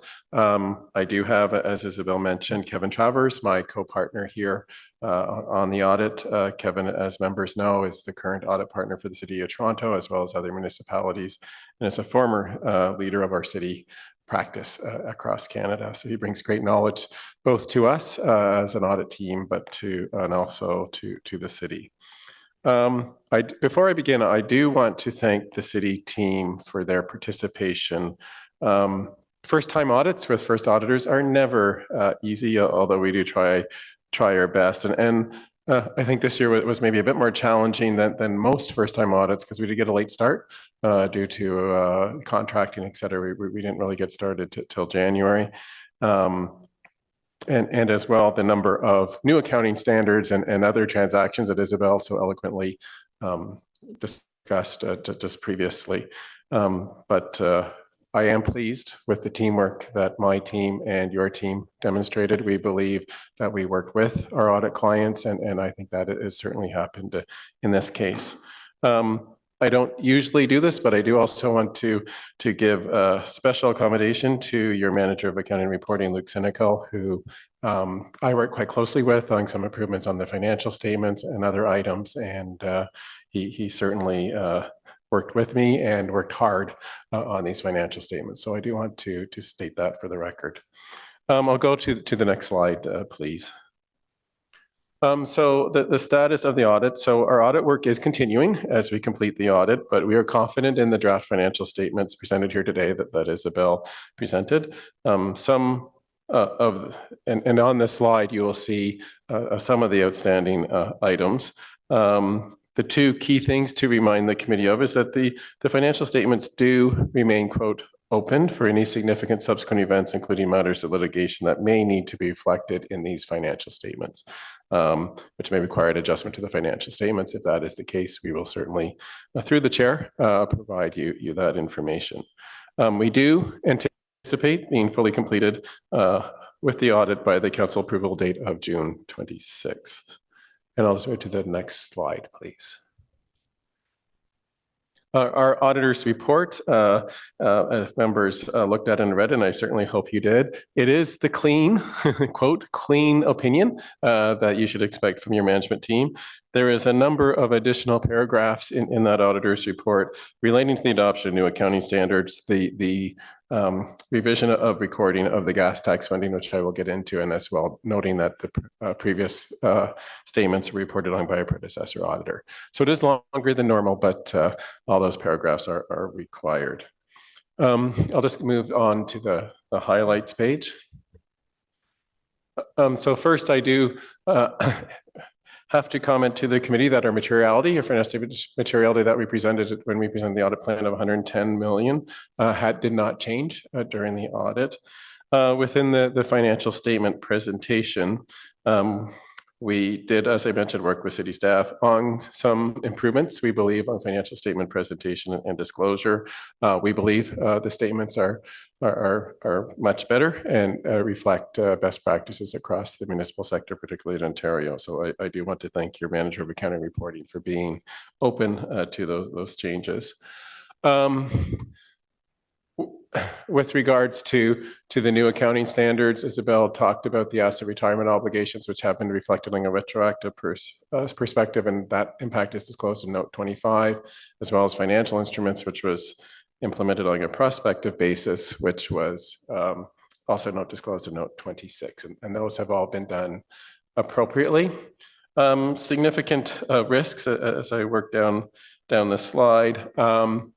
We identified the consolidation. As you all know, the city has a lot of different entities that are consolidated in. So we did look at that as a significant risk where there could be a potential for misstatement in the statements. It is done, which is common through Excel spreadsheets and whatnot. So we looked at that, and that work is done, and we are fine with that. And in addition, this sometimes causes some consternation by members of audit committees. We are required to look at a presumed risk of fraud with regards to the potential that management override may have a material misstatement in the financial statements. There's required work that we do looking at journal entries, things such as that, and inquiries, and we have done that work, and we are satisfied. That is nothing with related to the city. That is, every single audit in Canada has that presumed risk. Every single auditor in Canada does exactly the same thing, regardless of the size of the entity being audited. We have one uncorrected misstatement at the moment, which is basically a reclass between accounts payable and employee future benefits relating to community housing. It's basically between two lines and liabilities, so it's not a big deal, and certainly 9.2 is significantly less than $110 million, so we are okay there. And then the corrected misstatement with regard to gas tax funding, and this issue actually goes back to 2013, where there was much discussion in the accounting community for cities across Canada, but particularly in Ontario, with regard to the reporting of gas tax funding by Ontario municipalities. When a then new accounting standard called government transfers was implemented, Kevin and I are very familiar with that debate, given the roles we played at the time. I was actually vice chair of Public Sector Accounting Board at that time. The issue is fundamentally whether that gas tax funding was recorded as revenue when received or when expended for the actual capital projects that it was intended to funding, and whether those stipulations are met. The debate in 2013 and 14 was quite furious, I would say, but over time, the practice of Ontario municipalities have coalesced to recording those gas tax funding, those amounts under the exact same agreement as revenue when expended. In fact, 29 of the 30 largest municipalities do record gas tax in this manner. Ottawa was the lone exception. So we raised this with management, and they decided to quickly do the right thing and to adjust the financial statements to be consistent with the other municipalities. Under Canadian accounting standards, this is called an immaterial prior period error, but it's an error in interpretation, not in accounting of amounts. And I do want to assure this committee that we did not identify any issues in the recording and approval of transactions, nor the eligibility of projects funded by these gas tax revenues. This is solely an issue of interpretation of the standard and of the agreement with respect to financial reporting. It also does not fundamentally change the city's available gas tax resources or its financial position.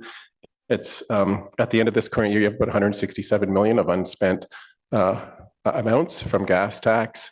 Those have to be spent on capital. They had to be spent on capital before, regardless of where it sits on your balance sheet. It has to be spent on capital, and I'm sure there's plans in the future to expend that.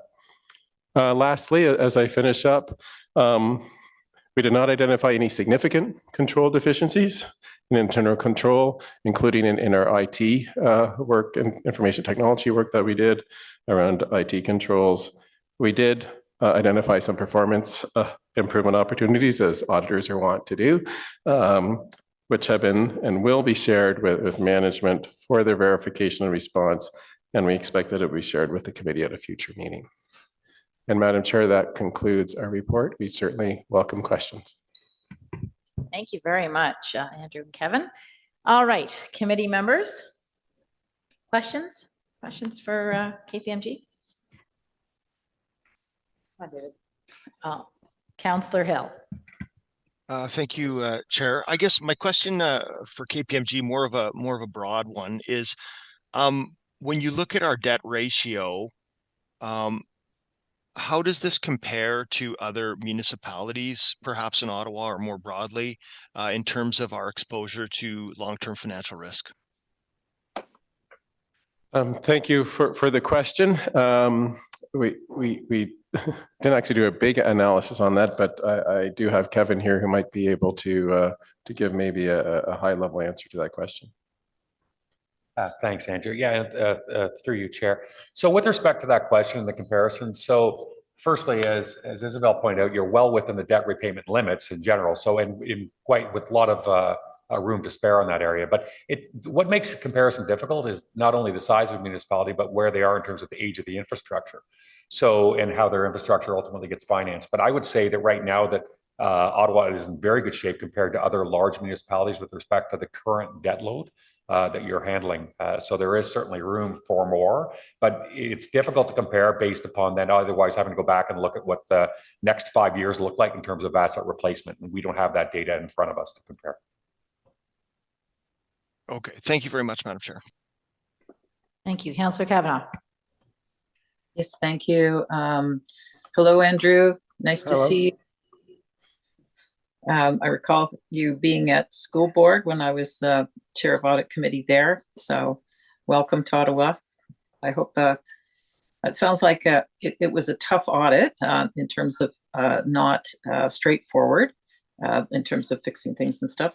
But this is a question that I was wondering about is in terms of IT. I see you got IT specialists, and is this a bigger section of the audit, especially with cybersecurity, et cetera? Bigger is a comparative word. I'm not sure bigger than what. It is an important part of our audit. We do look at your IT controls. We do have specialists that look at that deal with the city's IT team.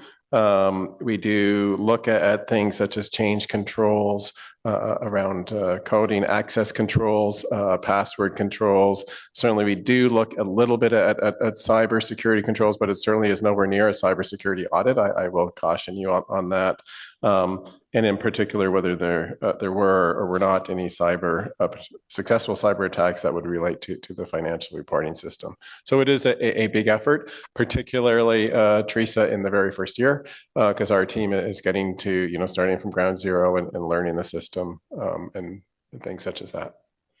Oh, thank you. No, I should have used the word growing because it's more the fact that it's becoming more of a priority as time goes on, and you obviously hired specialists in it. Yeah.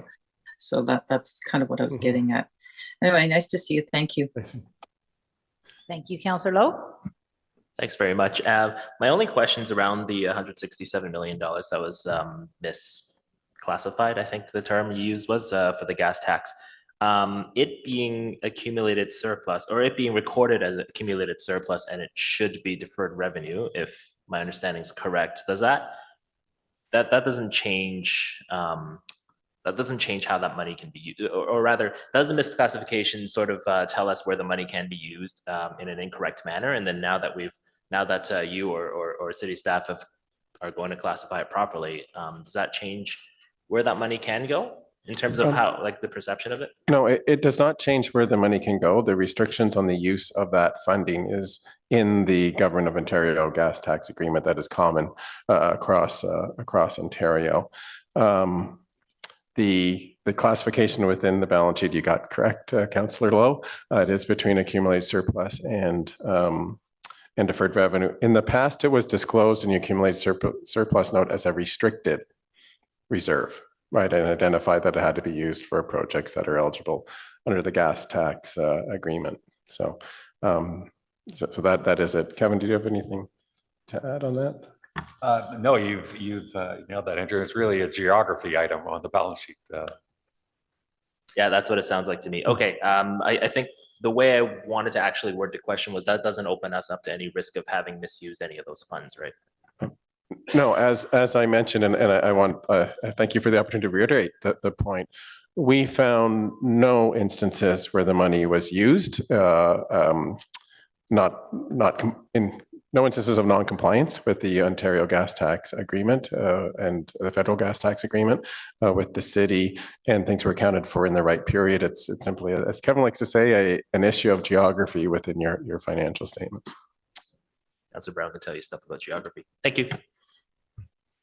Thank you very much. Just on that very note, though, I guess I find it bizarre that from 2013 we were the only municipality that did it this way. I guess I was wondering. I understand that there was arguments at the time, about how to do this, but why is it then we didn't decide to go with the other 29? I will pass to Isabel. I just want to correct the chair respectfully. In 2013-14, you were not the only municipality who did it that way. As I mentioned, this is I won't bore you with standard setting, but when the board approved the government transfers, we knew it would be, quote, a standard of interpretation, and there would be different interpretations to start, and eventually common practice would coalesce around one.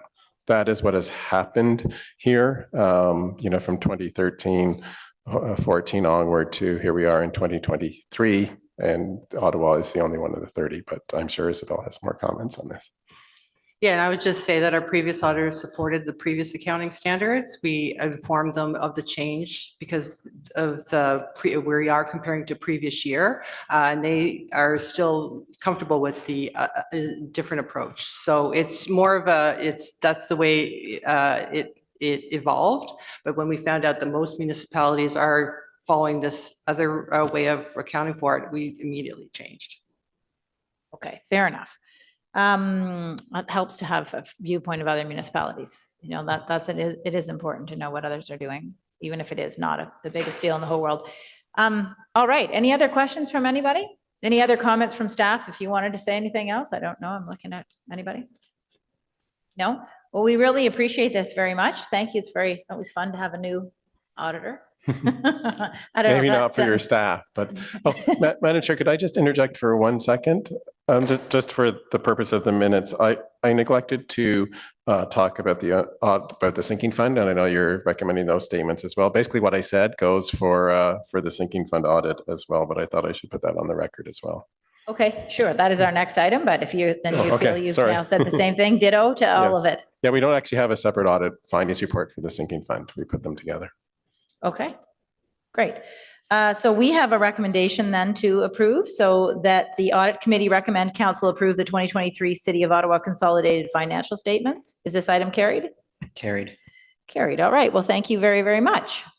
And now we will carry on with our sinking fund item. 5.2. There's no presentation on this. So councillors, questions on the sinking fund? Councillor Brown, I thought this was your favorite item or something to that effect. It is, but I just don't have any questions. He was so excited about this. There are no questions on our sinking fund. No, we're all happy about debentures. We're all good. Okay.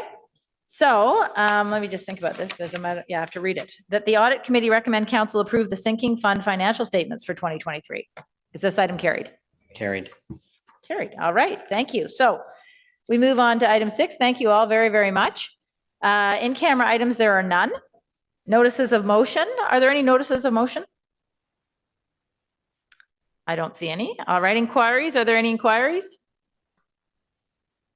I don't see any. Any other business?